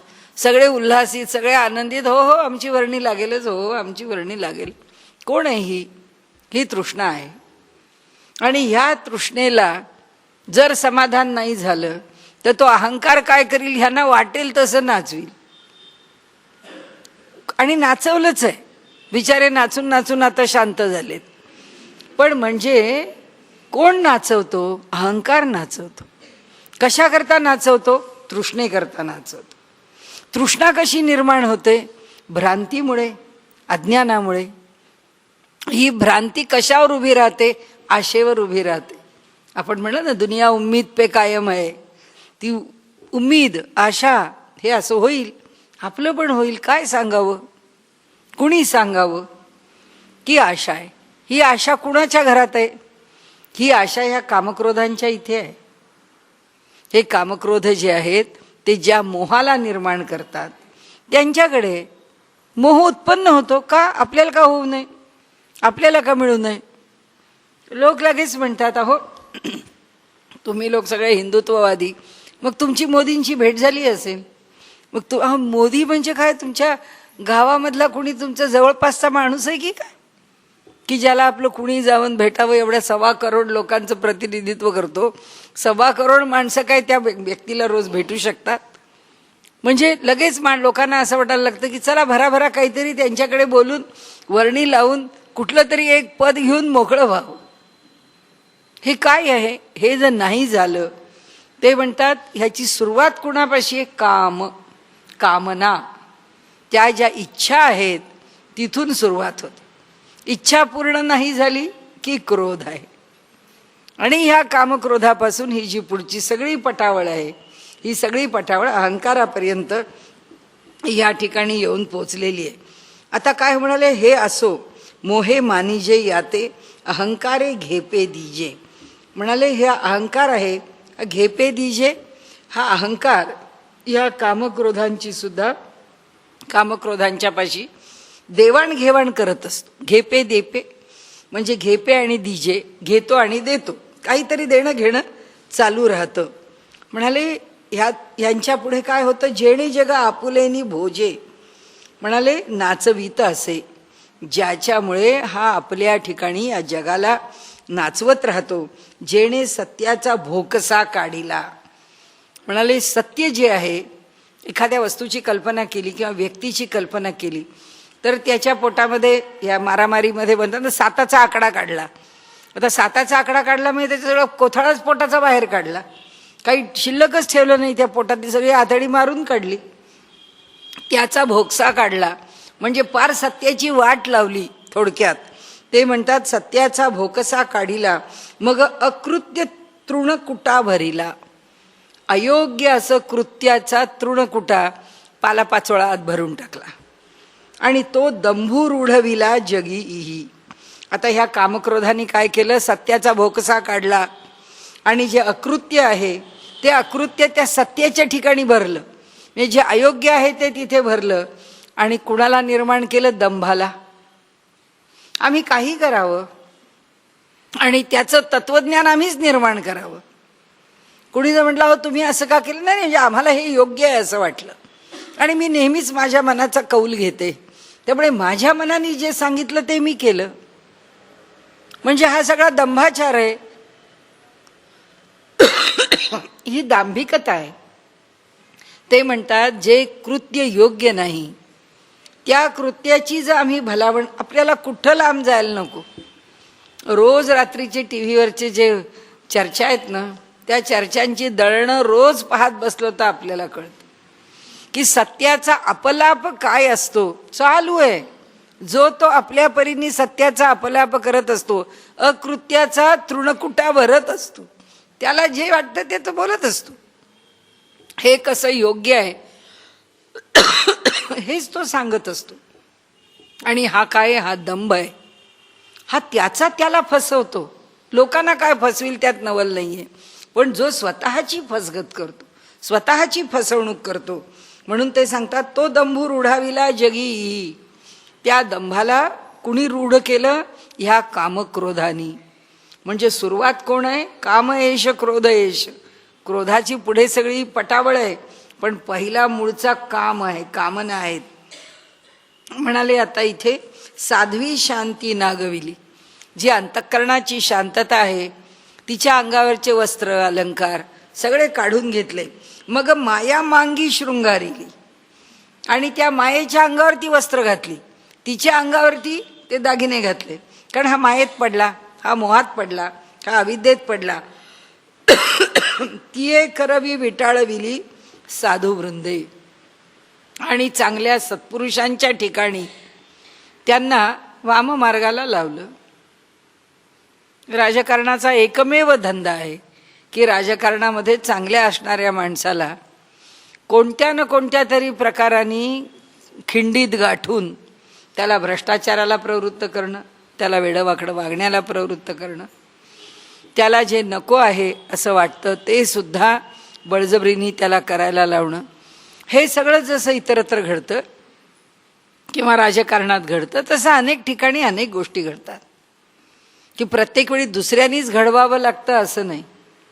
की कामना मनुष्याला चांगल्या माणसाच्या ठिकाणी सुद्धा जर कामना, आपण अनेक वेळा उदाहरण बघितलंय, प्रसिद्ध आहे की द्रुपद राजाच्या पदरी, या द्रुपद राजाच्या राज्यामध्ये राहिले कोण? की ज्यांच्यासारख्या द्रोणाचार्यांनी एवढी मोठी विद्या त्यांच्या ठिकाणी आहे, असा मनुष्य पदरी राहिला. का राहिला?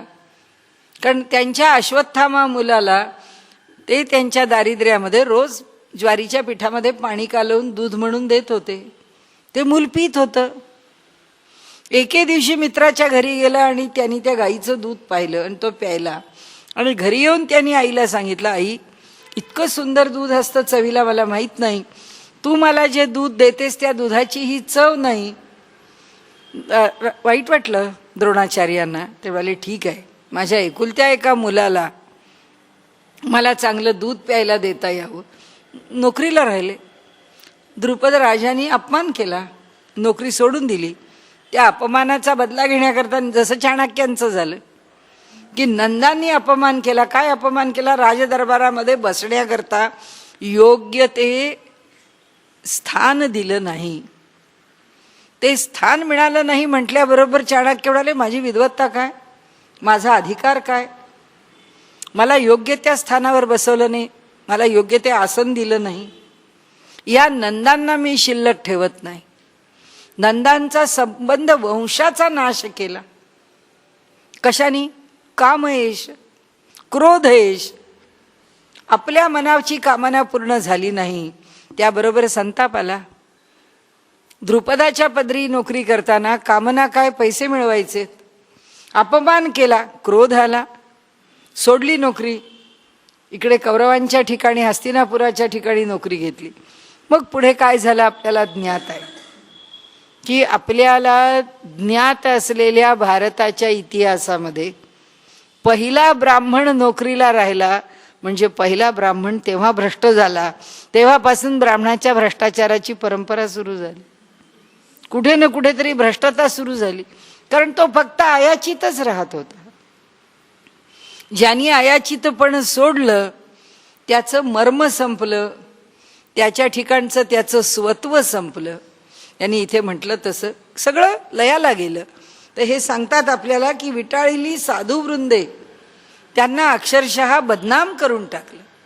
द्रोणाचार्य बदनाम झाले, आपल्या ठिकाणी बदनामी पत्करावी लागली. भीष्माचार्यांसारख्यांना बदनामी पत्करावी लागली. जरी तत्वनिष्ठ होते तरी सुद्धा की त्यांनी आपलं इमान जे आहे ते हस्तिनापुराच्या गादीशी ठेवलेलं होतं. आणि एका शब्दानी एका वाक्यानी त्यांना अर्थस्य पुरुषो दासः याचा विपरीत अर्थ करून बदनामच केलं ना. की पुरुष म्हणजे व्यक्ती ही अर्थाची दास असते. याचा अर्थ म्हणजे अर्थकारण नाही, अर्थ म्हणजे हेतू, अर्थ म्हणजे त्याची आवश्यकता काय आहे, हेतू काय आहे की हस्तिनापुराच्या गादीशी इमान. मग जे घडेल ते हे काय आहे इथे भगवंतांनी सांगितलं तेच आहे की कर्माचा मार्ग स्वीकारल्यानंतर योग्य आणि अयोग्य काय आहे याचा जर निवाडा न करता आम्ही जर आमची निष्ठा कशावर ठेवायला पाहिजे? निष्ठा गादीवर नाही, निष्ठा त्या गादीच्या सत्यतेवर ठेवायला पाहिजे, गादीच्या योग्यतेवर ठेवायला पाहिजे, गादीच्या इमानावर ठेवायला पाहिजे की किती इमानदारीने गादी काम करते आहे. जर करत नसेल तर त्यांना योग्य मार्गाने चाला हा सल्ला कुणी दिला पाहिजे? त्यांनीच दिला. गांधारींनी सांगितलं ना, यतो धर्मस्ततो जयः, ती श्रेष्ठ ठरते. 10 वेळा नाही, 1000 वेळा नाही, लाख वेळा दुर्योधन म्हणतो, आई तू फक्त मला आशीर्वाद दे आणि तू सांग तुझा जय होईल. आई म्हणते, बाळ मला माहीत नाही, मला एकच माहिती आहे, युद्धावर निघालास तरी आशीर्वाद एकच आहे, यतो धर्मस्ततो जयः. ज्या बाजूनी धर्म आहे त्याच बाजूला जय आहे, अन्य बाजूला होणार नाही. बाकीच्या सगळ्या गोष्टी का घडतात? कामना. म्हणजे भगवंताला सारखं एकच सांगायचं आहे की कर्तव्यनिष्ठा विसरू नकोस. तू कामनेच्या मोहात पडशील तर तू कर्तव्यच्युत होशील. आणि ज्या क्षणी कामना तुला घेरेल तेव्हा क्रोध कसा येईल सांगता येत नाही. आणि तिथपासून तुला उतरवत तुझा अहंकार इतका प्रबल होईल की तो अहंकार तुला कसा नाचविल ते सांगता येणार नाही. आणि म्हणून त्यांनी इथे सांगितलं, अहो भल्या भल्या साधू पुरुषांची काय अवस्था होते. ह्या सगळ्यांनी आपल्याला माहिती आहे विश्वामित्राचं काय झालं, किती काळपर्यंत त्याला तपश्चर्या करत राहावी लागली. काय थोडे साधू पुरुष आहेत की ज्यांना ह्या अहंकाराने ह्या कामनेनी नाचवलेलं आहे. ही विवेकाची त्राय फेडिली.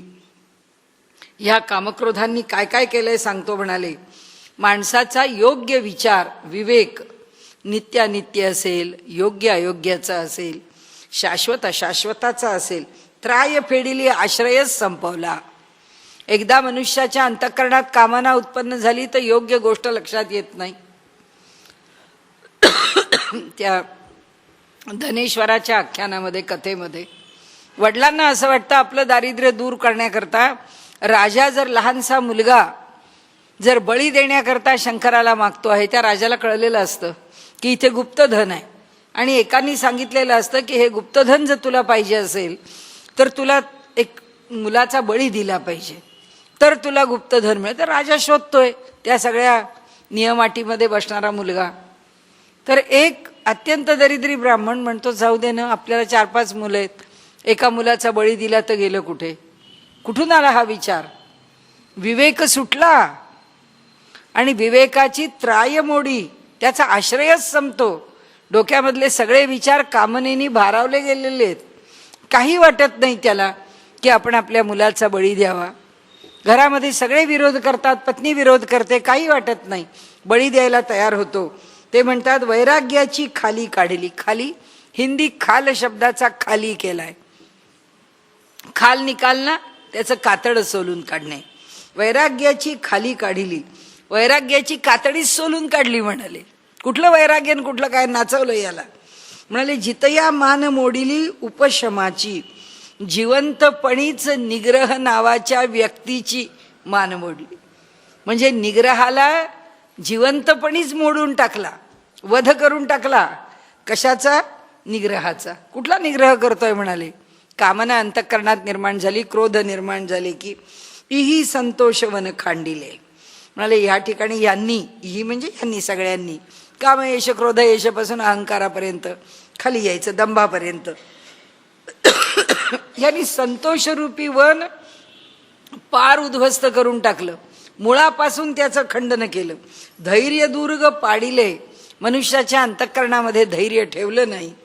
आनंद रोप सांडिले उपडून या, आनंदाची जी छोटी छोटी रोपं उगवलेली होती ती सगळी मुळापासून उपटून टाकली.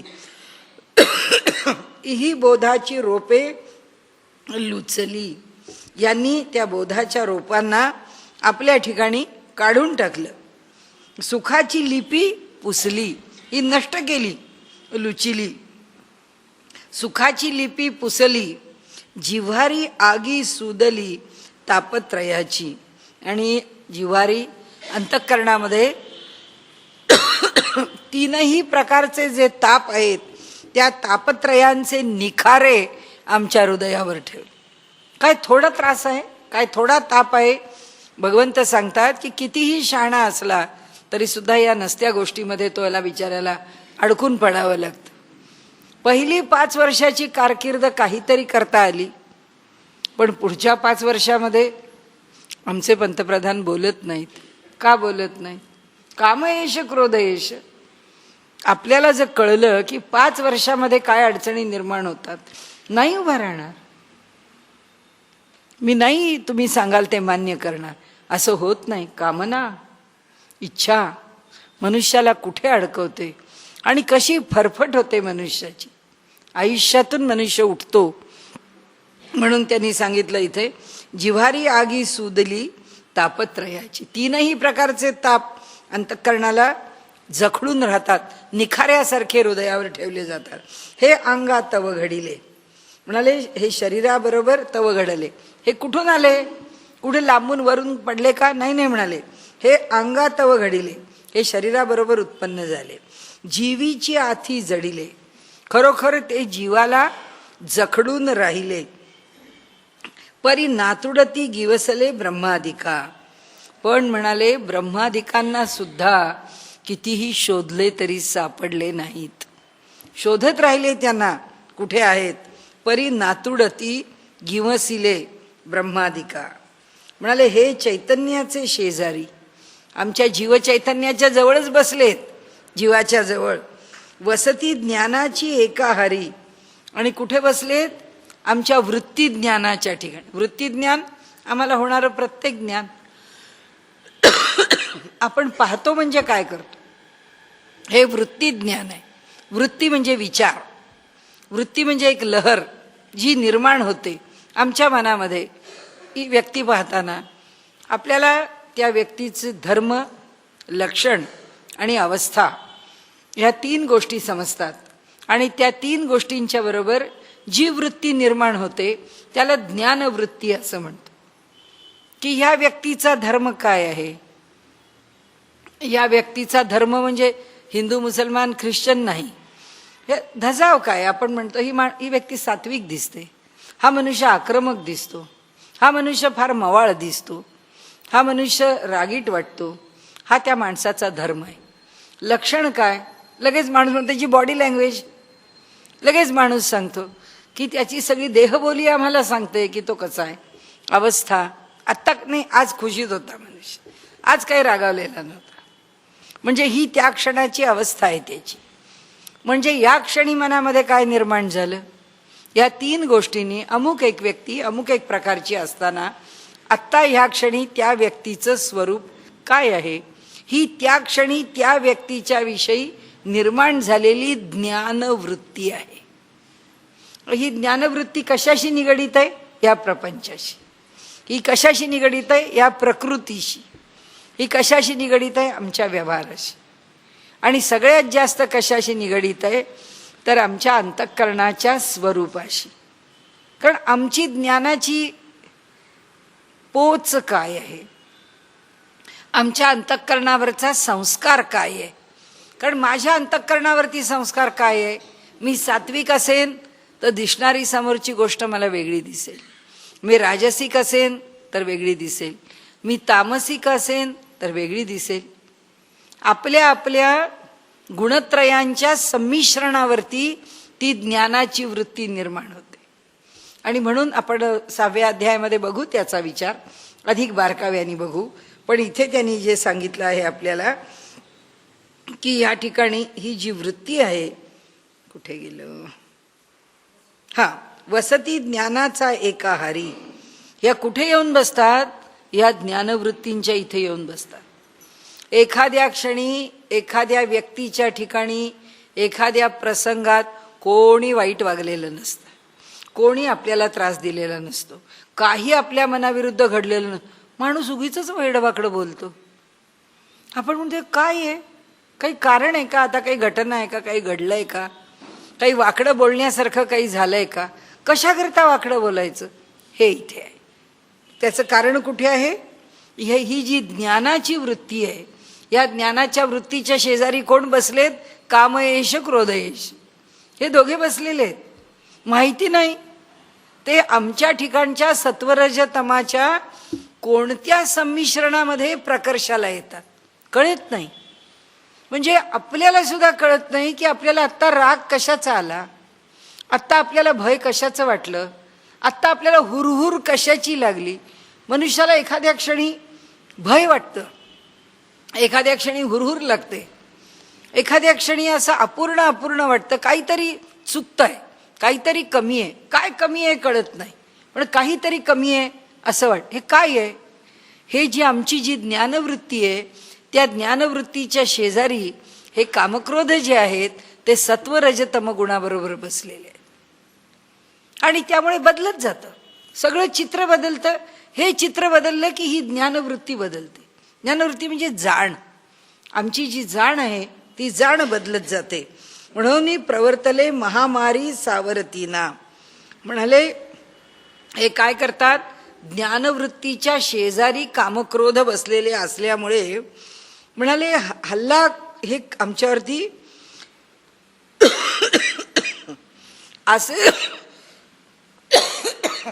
असे येऊन बसलेले आहेत की त्यांच्यावरती हल्ला करायला गेलं तरी सुद्धा ते सावरत नाहीत.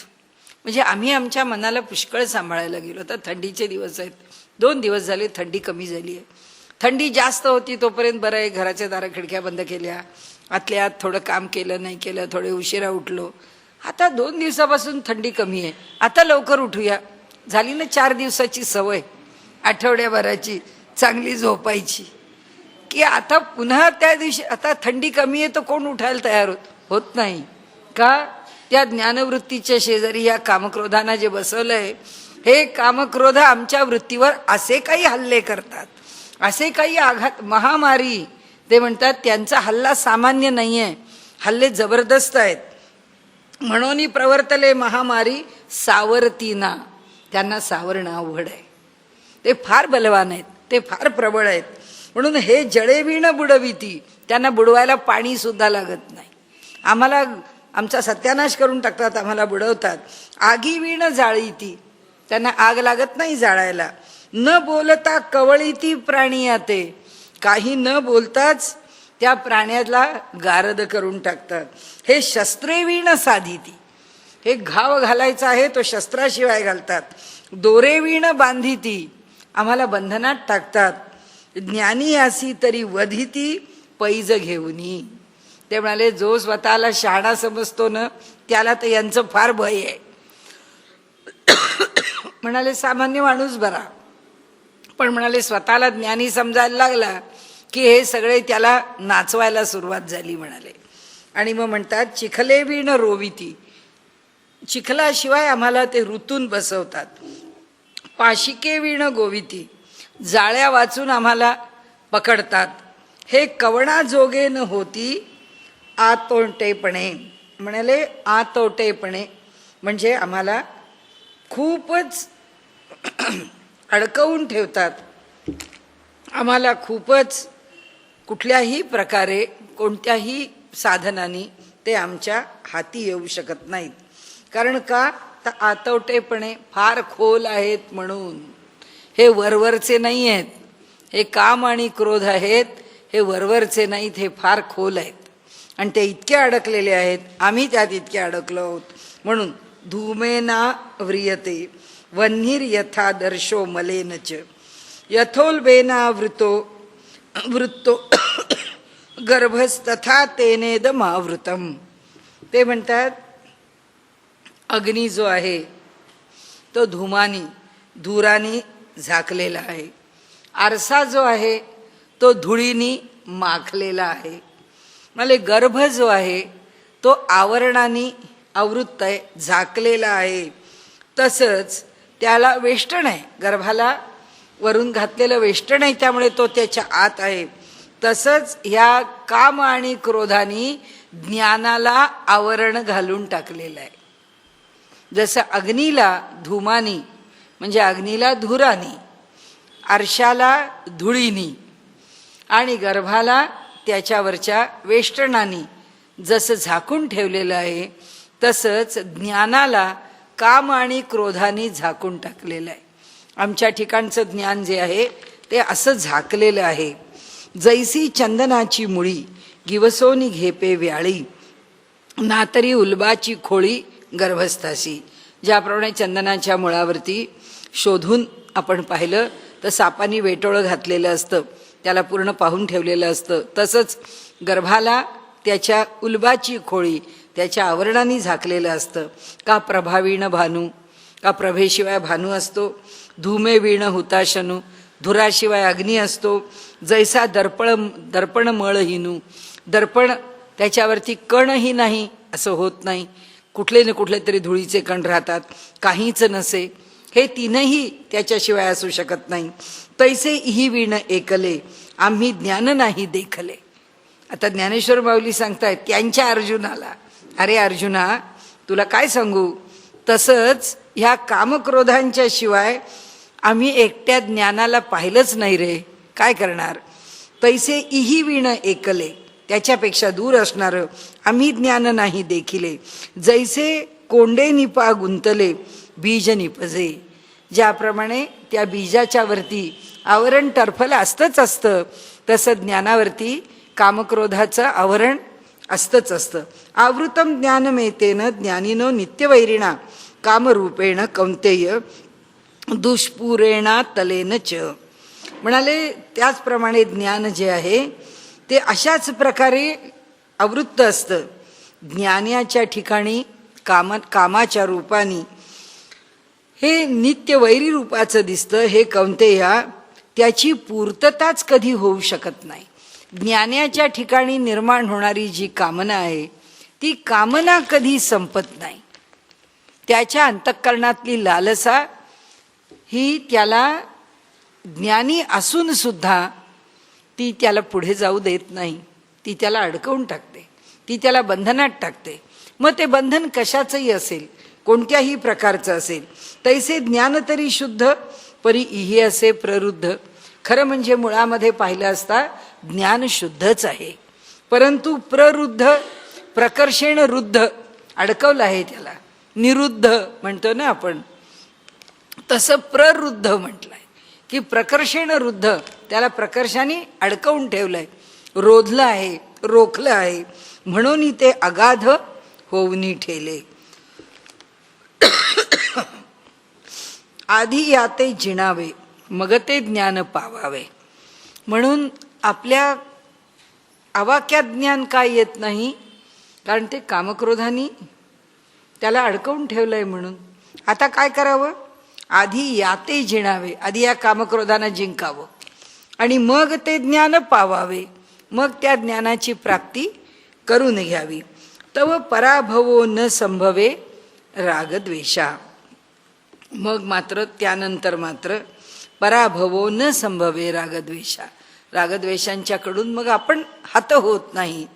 याते साधावया लागी जे बळ आणि जे अंगी, या कामक्रोधांना दूर करून ज्ञानाची प्राप्ती करण्याकरता जे बळ अंगी आणावं लागतं ते इंधन जैसे आगी सावावो होय. ते त्याच्याकरता आवश्यक असणारं इंधन काय आहे ते तुम्हाला सांगतो. म्हणाले इंद्रियाणी मनोबुद्धीर रस्याधिष्ठानमुच्यते एतैर्विमोहयत्येष ज्ञानम आवृत्य देहिनम. म्हणाले हा जो देही आहे, हा जो आमच्या ठिकाणी असणारा जीवात्मा आहे, त्याच्या ठिकाणी जे आवृत्त झालेलं ज्ञान आहे हे कशानी आवृत्त आहे? विमोह, त्याच्यावरती तो मोहित झालेला, मोहाचं आवरण घातलेला. आता ही मोहाचं आवरण कशामुळे आहे? इंद्रिय आणि मनोबुद्धी. अस्य अधिष्ठानम उच्यते. कुणाचं अधिष्ठान आहे? या सगळ्यांचं. या अधिष्ठानापासून दूर करण्याकरता मोह दूर केला तर ज्ञानम आवृत्य नेहिनम.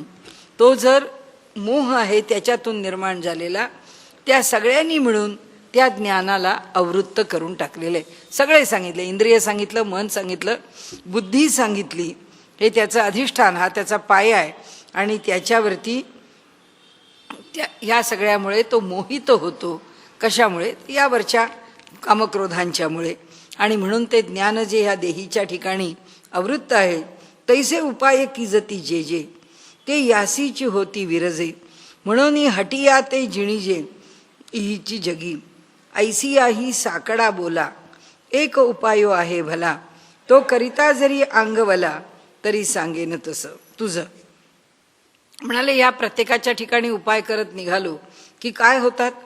ते सगळे उपाय त्याला बलवान करत जातात. कारण जो आपण डाएटिंग करायला सुरुवात केली आणि आज जेवण कमी घेतलं, उद्या जेवण कमी घेतलं, परवा कमी घेतलं की तेरवा असं वाटायला लागतं, बास झालं, चला आता चांगलं पोटभर खा. पोटभर खायला बसलो तर 3 दिवसाचं सगळं उट्टं काढतो आणि खाऊन घेतो. ते म्हणाले याला नियंत्रणामध्ये ठेवणं अवघड आहे. याला हट्टाने इथेच संपवावं लागतं, ह्याच जगामध्ये संपवावं लागतं. ऐसिया ही साकडा बोला, एक उपायो आहे भला. म्हणाले अशा प्रकारे अडचणीत आणणारं साकडं, म्हणजे आम्हाला कुठेतरी आपण नाही का देवाला साकडं घालत जे बंधनात ठेवतो, साकडा बोला एक उपायो आहे भला. हे सगळे आपापल्या बाजूनी मुक्त आहेत, पण ह्या सगळ्यांना अडकवण्याकरता एक उपाय नक्की आहे. तो करिता जरी अंगवला, तरी सांगेन तुझं. तो करताना जरी आपल्याला कष्ट पडले तरी तुला सांगतो. तस्मात् त्वम इंद्रियाण्याद्यो नियम्य भरतर्षभ. त्यांचं संयम कर. या इंद्रियांना मोकळं सोडू नकोस. पापमानम प्रजही हेनम ज्ञान विज्ञान नाशनम. म्हणाले ह्यांचा पहिला कुरुठा इंद्रिये, येथुनी प्रवृत्ती कर्मा ते विये, आधी निर्दाळुनी घाली तिये सर्वथैव. पहिले कोण आहेत म्हणाले ह्याच्यामध्ये? इंद्रिय. तस्मात इंद्रियाणी आदौ नियम्य. आधी नियमन कर. इंद्रियांचं नियमन आधी. पहिला कुरुठा, त्याचं पहिलं स्थान, त्याचं पहिलं बंधन जर काही असेल तर ती इंद्रिय आहेत. ह्या इंद्रियांच्या पासूनच कर्मांची प्रवृत्ती होते. तर त्यांनाच आधी निर्दाळ, त्यांचाच आधी नाश कर. ती हे सर्वथैव. इंद्रियाणी पराण्याहुर इंद्रियेभ्यः परम मना. मनसस्तु परा बुद्धीर यो बुद्धेः परतस्तु सहा. कठोपनिषदातलं सरळ सरळ वचन आहे, श्लोकाच्या रूपाने इथे आलंय. म्हणतात की मना इंद्रियाच्या पेक्षा अधिक श्रेष्ठ किंवा अधिक आपल्याला वश करायला बिकट कोण आहे? इंद्रियाणी पराण्याहुर इंद्रियेभ्यः परम मनः. या इंद्रियांच्या ठिकाणी विशेषत्वानी असणारं जे अंतरिंद्रिय, जे अंतःकरण, बाहेरची जी इंद्रिय आहेत, ज्ञानेंद्रिय घ्या, कर्मेंद्रिय घ्या, ही बहिःकरण आहेत. मन जे आहे ते अंतःकरण आहे, ही बाहेरचं कार्य करण्याकरता उपयोगाला येणारी आहेत. तर अंत म्हणजे आत, कर्ण म्हणजे साधन, हे आतलं साधन आहे. आणि ही 10 इंद्रिय जी आहेत ती ते बाहेरचं साधन आहे. आणि त्यामुळे म्हणाले परम मनः, त्यांच्यापेक्षा मन अधिक. मनसस्तु परा बुद्धी, मनापेक्षा बुद्धी अधिक श्रेष्ठ आहे. बुद्धे हे परतस्तु सहा. आणि त्याच्या बुद्धीपेक्षा सुद्धा श्रेष्ठ असं तो आहे, असा तो जीवात्मा आहे. मग मनाची धाव पारुशेल आणि बुद्धीची सोड होणं होईल. इतुकेनी थारा मोडेल या पापियांचा. या इंद्रियांचा थारा, या इंद्रियांची प्रवृत्ती कुणामुळे मोडेल? जेव्हा बुद्धी स्थिर होईल. आणि जेव्हा बुद्धी स्थिर होईल तेव्हा तो जो जीव आहे त्या जीवाला जे नियंत्रण करावं लागणार आहे त्याची त्याला गरज राहणार नाही. कारण का, तो जो जीव आहे त्या जीवावरतीच हे अंतःकरण आहे. हे सगळं अंतःकरण शहाणं झालं की त्या जीवाला आता जीव म्हणून काही काम करणं, ह्यांना काही आज्ञा देणं शिल्लक राहणार नाही. तो जीव कुठे जाईल? स्वरूप स्थितीला जाईल. आणि म्हणून इतुकेनी थारा मोडेल त्यांचा या पापियांचा. एवं बुद्धे परम बुद्ध्वा संस्तभ्यात्मा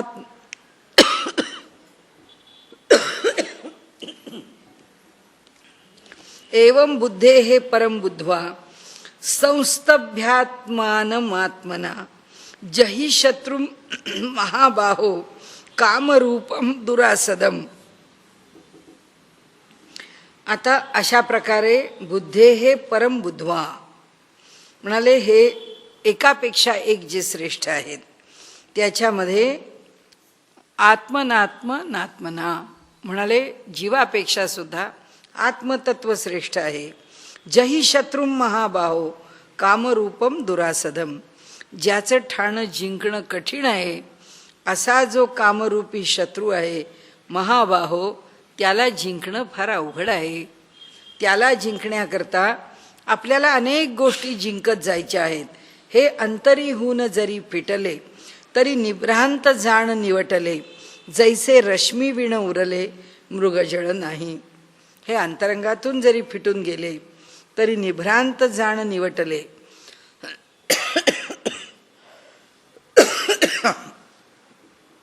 तैसे रागद्वेष जरी निमाले तरी ब्रह्मीचे स्वराज्य आले.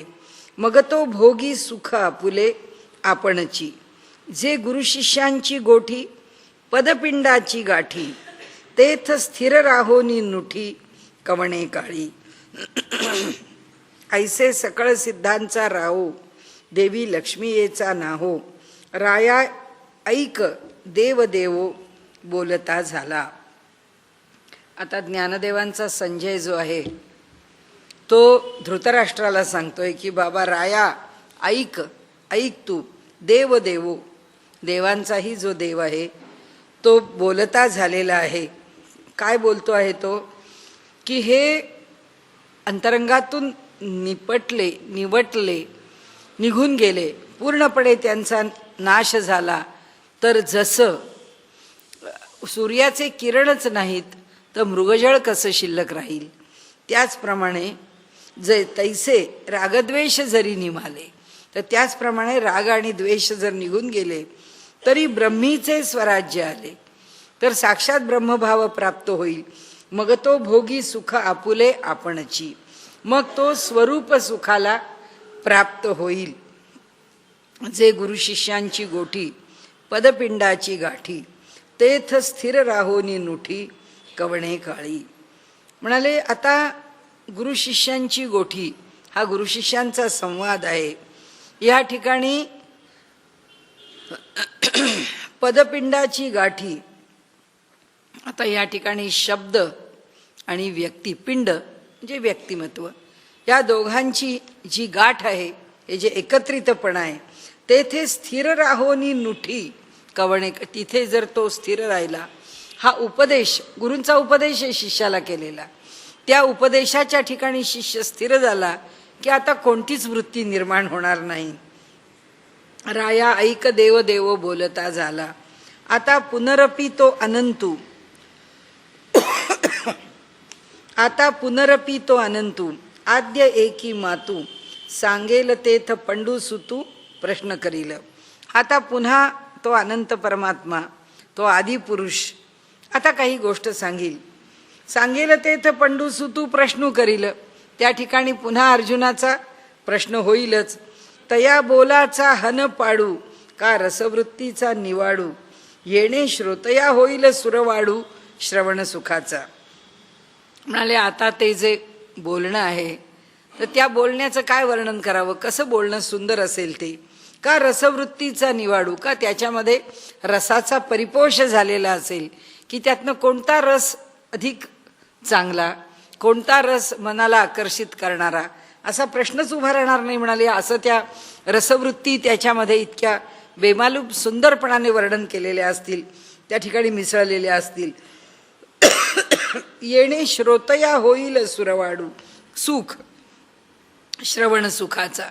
श्रवणाच्या ठिकाणी अत्यंत सुख होईल श्रोत्यांना. ज्ञानदेवो म्हणे निवृत्तीचा, चांग उठावा करून उन्मेषाचा. इथे निवृत्तीनाथांचे जे शिष्य आहेत, दासानुदास आहेत, ते ज्ञानदेव म्हणतात की चांग उठावा करून उन्मेषाचा. त्यांची प्रतिभा नवनवोन्मेषशालिनी आहे की प्रत्येक क्षणाला एक नवीन उन्मेष आहे. त्या त्यांच्या प्रतिभेला प्रत्येक क्षणाला धुमारे फुटत आहेत.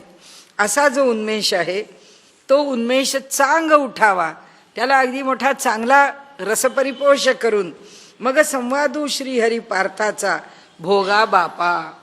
म्हणाले हे असा सगळा जो निर्माण झालेला असेल तो त्या रसाचा परिपोष ज्याच्यामध्ये झालेला आहे, ज्याच्यामध्ये तत्वज्ञान उत्तम प्रकाराने मांडलेलं आहे, ते सगळं भगवान श्रीकृष्ण आणि अर्जुन यांच्या संवादामधून आपण भोगा. म्हणजे त्यांनी आपल्याला म्हटले की आता हे सगळं तुम्ही ऐका. इथे 3रा अध्याय संपतो, पण आपण या अध्यायाचा थोडा परामर्श पुढच्या वेळी घेऊया. कारण आपण 2ऱ्या अध्यायाचं जसं एक उजळणी केली तशीच या ठिकाणी आपण उजळणी करूया. या 4थ्या अध्यायाचे फक्त एक ओवी वाचते. आजी श्रवणेंद्रिया पिकले, जे येणे गीता निधान देखिले, आता स्वप्नची हे तुकले, साचा सारिखे. आपल्याला घ्यायचा आहे 3राच अध्याय पुढच्या वेळी त्याचं. आणि हे जे शेवटचे श्लोक आहेत हे थोडे आपण घाईनी संपवले. त्याचं कारण असं की आपल्याला ह्या कामयेश क्रोधयेशवर थांबावंसं वाटत नाही. आता वर्ष संपणार आहे आणि हे जे टाकायचं आहे त्याच्यावर का संपवायचं. आपण चांगल्या ठिकाणावरती विषय संपवावा. त्यांनी जसं शेवटी म्हटलं ना की हे दोन्ही रागद्वेष दूर झाले की काय प्राप्त होतं, ती ब्रह्माची प्राप्ती होते. त्याला स्वरूप प्राप्त होतं. ते स्वरूप प्राप्त झाल्यानंतर काय होतं, माऊलींनी 18व्या अध्यायामध्ये क्रमयोग सांगताना सांगितलेलं आहे की आता ती जी भक्ती आहे त्याचं स्वरूप काय आहे, जे प्राप्त होतं त्याचा अनुभव काय आहे. आणि अनुभव दुसरा काही राहत नाही. तो जो परमात्मा आहे तो ह्या जीवात्म्याला आपलं म्हणतो. या जीवात्म्याचं सामर्थ्य किती, ह्याचं स्थान काय, ह्याचा अधिकार काय, ह्याच्या ठिकाणी कृपा प्राप्त करून घेण्याचं असं काय लाघव आहे, अशी काय मोठी गोष्ट आहे की ज्याच्यामुळे त्यांनी ह्याला जवळ करावं. पण तो परमात्मा त्याला जवळ करतो. आणि तो जेव्हा जवळ करतो तेव्हा हा जीव त्या आनंदाचा अनुभव घेतो. तो अनुभव घेतला आणि ज्ञानेश्वर महाराज म्हणतात आता तो जीव जेव्हा परमात्म स्वरूप झाला, आता त्या जीवाचं जीव पण संपलं. मग या देहातून कोण बोलतो, या देहातून तो जीव बोलत नाही, या देहातून परमात्मा बोलतो. ह्या देहातून जे घडतं, जे स्फुरण येतं ते कुणामुळे होतं, ते परमात्म्यामुळे होतं. मग म्हणाले हा एवढा मोठा ग्रंथ संपन्न होतो, त्या ग्रंथात विषय मांडला जातो. कोण मांडतो माहीत नाही. म्हणाले कोण मांडतो, कारण मांडणारा तो आहे. कारण त्याचा अनुभव नावाची जी गोष्ट आहे तो अनुभव मला येतो आहे असं म्हटलं तरी हा त्याच्याशी एकरूप झाला नाही आहे. हा जेव्हा त्याच्याशी एकरूप झाला आहे तेव्हा तो एवढंच म्हणतो की ती काय स्थिती आहे तीच मला माहीत नाही आहे, त्याचं वर्णन काही मी करू शकत नाही. आणि मग जर करू शकत नाही तर मग हा बोलतो कसा, मग हा डोळ्यांनी पाहतो कसा. तो म्हणतो मी डोळ्यांनी पाहत नाही, तो परमात्मा डोळ्यांनी पाहतो. तो परमात्मा मुखातून बोलतो. म्हणून तुकाराम महाराज म्हणतात ना की म्हणे साळुंकी बोले मंजुळवाणी, बोलविता धनी वेगळाची, कायम या पामरे बोलावी उत्तरे, त्यांचाही बोलविता धनी वेगळाची. बोलवणारा वेगळा आहे, मुख हे आहे. या जगामध्ये हे वावरताना दिसतं आहे, पण हे जे वावरताना दिसतं आहे त्याला वेगळं काही दिसतच नाही. ते सगळं पाहणारं, ही त्रिपुटी संपली आहे. म्हणजे ज्ञाता, ज्ञेय आणि ज्ञान ही त्रिपुटी आता शिल्लक राहिली नाही. तर ती जी स्थिती आहे त्या स्थितीचा एक अनुभव एक अप्रतिम कवितेत आहे. तीच मी आपल्या पुढे मांडते आणि आपण आजचा विषय संपवू. कारण वर्ष संपवताना आपण निगेटिव्ह अप्रोचवर कामयश क्रोधयशवर नाही. जेव्हा परमेश्वराचं दर्शन झालं त्याची अनुभूती कशी आली. माऊलींनी जसं 18व्या अध्यायात त्या क्रमयोगाची प्राप्ती झाल्यानंतर वर्णन केलंय की म्हणाले, ज्ञान हा मार्ग नाहीच. आपल्याला माहिती आहे एकम सांख्यमच योगमच य पश्यती स पश्यती. त्यामुळे हा जो योग मार्ग आहे हा क्रमयोग आहे. आम्हाला कर्म करतच कुर्वन्नेवेह कर्माणी जिजी विषयेत शताम समा. 100 वर्ष आम्हाला कर्म करतच जगायचं आहे. तर ह्या क्रमयोगाने आम्ही सिद्ध होणार, निश्चित सिद्ध होणार. आमच्या प्रपंचातली आमच्या व्यवहारातली सगळी कर्म आम्ही यथासांग पार पडत राहावीत. जेव्हा ईश्वराला वाटेल की नाही हा योग्य आहे, ह्याला दर्शन दिलं पाहिजे, की तो आम्हाला देणार. असं एका महाभागानं झालेलं जे दर्शन आहे त्याचं वर्णन आहे. धावली हो पावली हो ही विठाई माऊली, चंदनाने मोगऱ्याची माळकंठी घातिली. आणि हिमालयामध्ये साधना करण्याकरता राहिल्यानंतर बद्रीनारायणाचं दर्शन व्हावं ही इच्छा आहे. आणि त्या इच्छेमधून तिथे साधन कठोर केलेलं आहे. भगवंताला दया आली आहे. राहणारा मूळचा पंढरपूरचा वारकरी, त्या साधकाला आता तिथे जेव्हा भगवंताचं दर्शन घडलं त्यावेळी काय जाणवलं, काय वाटलं, काय अनुभवलं. तर म्हणाले ह्या ठिकाणी पंढरपूरचा विठोबाच येऊन पोचलाय. धावली हो पावली हो ही विठाई माऊली, चंदनाने मोगऱ्याची माळकंठी घातिली. म्हणाले हा चंदनासारखा वृक्ष आहे की ज्या वृक्षाला त्याचं वृक्षपणच मोठं आहे. त्याला फूल नको, त्याला फळ नको. त्याच्या खोडामध्ये कितीही काळ गेला तरी सुगंधाचं नष्ट होणं नको. तो सतत सुगंधाने भरलेला आहे. असा हा एवढा मोठा वृक्ष ह्यांनी कौतुकाने काय केलं म्हणाले, आपल्या गळ्यामध्ये मोगऱ्याच्या फुलांची माळ घातली. त्या मोगऱ्याच्या फुलाचं आयुष्य काय, त्याचा सुगंध किती, चंदनाचा सुगंध केवढा, या सगळ्याचा जर विचार केला तर त्यांनी असं म्हटलंय, धावली हो पावली हो ही विठाई माऊली, चंदनाने मोगऱ्याची माळकंठी घातिली. जेव्हा जीवाला परमात्म्याने आपलं म्हटलं तेव्हा हा यक्कश्चित जीव त्या एवढ्या मोठ्या परमेश्वराच्या ठिकाणी त्या चंदनाच्या वृक्षावर कुठेतरी एक एवढीशी माळ त्यांनी स्वीकारली आहे आणि तिला आपलं म्हटलं आहे. अले कस्तुरीने भाळ भागी कुंकवासी रेखिले.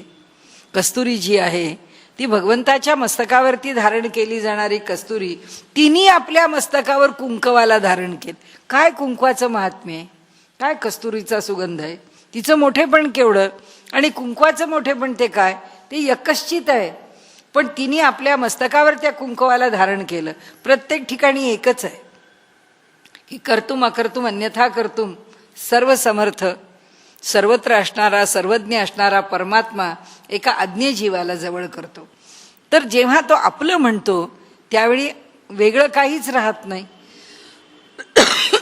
तेव्हा लहान मोठं हा भेद संपून जातो आणि तो एकरूप होतो. सूर्य तेजे चांदण्याने सर्व अंगा माखिले. सूर्य केवढा तेजस्वी, सूर्याच्या प्रकाशाने प्रकाशित होणारा चंद्र परप्रकाशित आहे. पण सूर्याला कौतुक किती झालं म्हणाले की एवढा तेजस्वी सूर्य त्यांनी चंद्राचं चांदणं आपल्या सगळ्या अंगावर माखून घेतलं कौतुकाने. दूध गाईचे पिपासा अमृताचे भागवी. म्हणजे साधं गाईचं दूध आहे, त्या दुधाला आम्ही ह्या पृथ्वी तलावरचं अमृत म्हणतो. पण अमृताने त्या दुधाला आपलंसं केलं आणि त्याला अमृतत्व दिलं, त्याला अमृतपण दिलं. उन्मनी जी तूर्य गाजी जागृतीसी जागवी. म्हणाले ही जी उन्मनी आहे म्हणजे मनाच्या पलीकडे, पश्यंती वाणीच्या पलीकडे, तूर्यगा ही जागृती, स्वप्न आणि सुषुप्ती ह्या स्थितीची पलीकडची स्थिती. उन्मनी जी तूर्यगाजी जागृतीसी जागवी. जागृती, आत्ता आपण जागृतीत आहोत. हे जागेपण कोणतं आहे, अज्ञानातलं आहे, आम्ही अविद्येत आहोत. पण म्हणाले भगवंतानी एकदा जवळ केल्याबरोबर हे जे जागेपण आहे हे जागेपण नाही आहे हे कळलं आणि ह्या जागृतीला त्यांनी जागवलं, म्हणजे मी खरा जागा झालो. जागृती, स्वप्न आणि सुषुप्ती, तुर्यगा याच्या पलीकडचं जे जागेपण आहे, जे ज्ञानाचं स्वरूप आहे, ते प्राप्त झालं. खंत ती चिंतावली हो तृप्तता लाचावली. म्हणाले ह्या जगामध्ये जी खंत आहे त्या खंतेलाच खंत वाटली. खंत ती खंतावली, कारण तिला वाटलं आता कोण दुःख करणार, आता कोण खंत करणार, आता कोण अपूर्णता अनुभवणार. हा पूर्णमद पूर्णमिदम आहे, याला सगळी पूर्णता लाभलेली आहे. आता कशाची खंत. तृप्तता लाचावली. म्हणाले ह्या जगामध्ये ज्याला तृप्ती म्हटलं, समाधान म्हटलं, त्या तृप्तीला त्याला बघितल्यानंतर, म्हणजे कवी म्हणतो मला बघितल्यानंतर त्याला कळलं की अरे काय तृप्ती माझ्याजवळ वास करते नाही, ह्याला जी तृप्ती मिळाली आहे ती मला मिळाली पाहिजे. या पृथ्वी तलावरती त्या तृप्तीला असं वाटलं, तृप्तता लाचावली. तिला सुद्धा मोह झाला, ती सुद्धा लालायित झाली. तिला सुद्धा असं वाटलं की ह्याची काय तृप्ती आहे, मला थोडी तर अनुभवायला मिळू दे. म्हणाले चंदनाने मोगऱ्याची माळ कंठी घातिली, भास्कराने काजव्यासी कौतुके आलिंगिले. म्हणाले केवढा मोठा सूर्य, केवढा तो काजवा, पण त्यांनी कौतुकाने आपल्या जवळ घेतलं त्या काजव्याला. थेंबुट्यासी सागराने स्थानपोटी दिधले. माऊलींची चोवी आहे, थेंबुटा सागरी बुडाला. हा जो जीव आहे स्वतंत्रपणाने आपल्या ठिकाणी व्यवहार करणारा, अज्ञानात वावरणारा जीव आहे. वेगळेपण संपलं आणि परमात्म्याशी एकरूप होऊन व्यापक झाला. थेंबुट्यासी सागराने स्थानपोटी दिधले. त्यांनी आपल्या पोटात सामावून घेतलं. ऊर्ध्वगा होऊन गंगा सीकराने आळसी, धाणिते ती प्रेम भावे ही सुखे वर्णू किती. म्हणाले माझ्यासारखा जीव आहे, कसला आळशी, काय त्याचं सामर्थ्य, काय त्याच्या ठिकाणची ईश्वरापर्यंत पोचण्याची कुवत, काही नाही. म्हणाले काही नसताना सुद्धा आपल्याकडे जशी म्हणे ना आळशावर गंगा, तसं म्हणाले गंगेला माझ्या अंगावर येऊन प्रपातानी पडली तेही मला सहन होणार नाही, पण तिने काय केलं, आपल्या तुषारांनी मला भिजवलं. सीकराने आळशी, माझ्यासारख्या आळशाच्या अंगावरती तिच्या मोठ्या प्रवाहाचे तुषार पडत गेले आणि मला सुख कशा न्हाणीले तिने, त्यांनी मला न्हाऊ घातलं. म्हणाले वासरासी कामधेनू मायती पान्हावली. म्हणाले कामधेनूच आहे आणि ती वासरा करता पान्हावली, आता काय मागायचंय, आणि काहीही मागितलं तरी ते प्राप्तच आहे. आणि म्हणून त्यांनी सांगितलं वासरासी कामधेनू मायती पान्हावली, चंदनाने मोगऱ्याची माळकंठी घातिले. विश्वरूपे अर्जुनाचे भाव जे ओसंडिले. 11वा अध्याय. 11व्या अध्यायामध्ये जे विश्वरूप दर्शन अर्जुनाला झालं, त्यावेळी अर्जुनाच्या अंतःकरणामध्ये जे भाव उत्पन्न झाले. नाचली जी शैलजेच्या सन्मुखी शिव पाऊले. प्रकृतीच्या बरोबर शिवानी जे नृत्य केलं, त्या नृत्याच्या ठिकाणी जे भाव प्रकट झाले. वेदवाणी माधुरी वा मूर्त रूपे वर्षते. म्हणाले वेदाची वाणी जी आहे ती कशी आहे, मधुर आहे, सामर्थ्यशील आहे, आणि त्या वाणीमधून जी मूर्तता, जे प्रकट व्हायला पाहिजे ते माझ्यासमोर प्रकट झालं आहे. त्याला मूर्त रूप आलेलं आहे तिच्या वाणीच्या माधुर्याला. म्हणजे जे भगवंताचं दर्शन आहे ते इतकं मधुर आहे की वेदांचे जे मंत्र आहेत त्या मंत्राचं जे माधुर्य आहे ते माधुर्य प्रत्यक्ष आविष्काराला आलं आहे. आणि ते आविष्काराला आल्यामुळे त्या परमात्म्याचं मनमोहक रूप जे आहे ते रूप मी अनुभवलं आहे. आणि त्यांनी एकदाची स्पर्श सारे अंगनेती धन्यते. ते म्हणाले हे सगळं जे आहे आत्तापर्यंत ज्या दृष्टांताने मी वर्णन केलं, ह्या प्रत्येकातला जो आनंद आहे, या प्रत्येकातली जी विशेषता आहे, या प्रत्येकातलं जे सामर्थ्य आहे ते एकदाची स्पर्श सारे अंगनेती धन्यते. सर्व प्रकारच्या स्पर्शांनी, शब्द स्पर्श रूप रस आणि गंध, या 5 तन्मात्रांनी आम्ही या जगाचा जो आस्वाद घेतो तो एकाच वेळी सगळ्या तन्मात्रांनी आस्वाद घेतलाय. माऊली जसं म्हणते की इंद्रिया लागे कळंबा, 6व्या अध्यायात म्हणते. आता हा तुम्हाला अध्याय ऐकायच्या वेळी कानाला वाटेल हा विषय माझा आहे, डोळ्याला वाटेल हा विषय माझा आहे, जिभेला वाटेल हा विषय, कारण हा विषयच इतका सुंदर आहे की ते सगळे भांडायला लागतील, नाही नाही हा विषय तुमचा नाही आमचा आहे. तसं ते म्हणतात, ह्या प्रत्येकाच्या स्पर्शातला जो आनंद आहे तो सगळा आनंद मला एकाच वेळी माझ्या देहावरती स्पर्शाच्या रूपाने अनुभवाला येत. ही सुखे सारी अनंते पूर्ण चित्ते भोगिली. आता ही स्थिती कशी आली? म्हणाले चित्ताला चित्त पण राहिलं नाही, चित्ताची स्थिती पूर्णावस्थेला आली. आणि म्हणून चित्त ज्या प्रकाराने पूर्णावस्थेला येतं त्यावेळी फक्त जीव चैतन्य ब्रह्मचैतन्याशी किंवा अंतरात्म्याशी एकरूप झालेलं असतं. ते दोन्ही एकरूप झाल्यानंतर राहतं ती फक्त ब्रह्मानुभूती, राहते तो फक्त आत्मानंद. आणि जो अनुभव आहे तो केवळ आत्मानंदाचा आहे. आणि तो अनुभव एका क्षणी सर्व प्रकारांनी अनुभवाला आला. आणि म्हणून शेवटी धावली हो पावली हो ही विठाई माऊली, चंदनाने मोगऱ्याची माळकंठी घाती.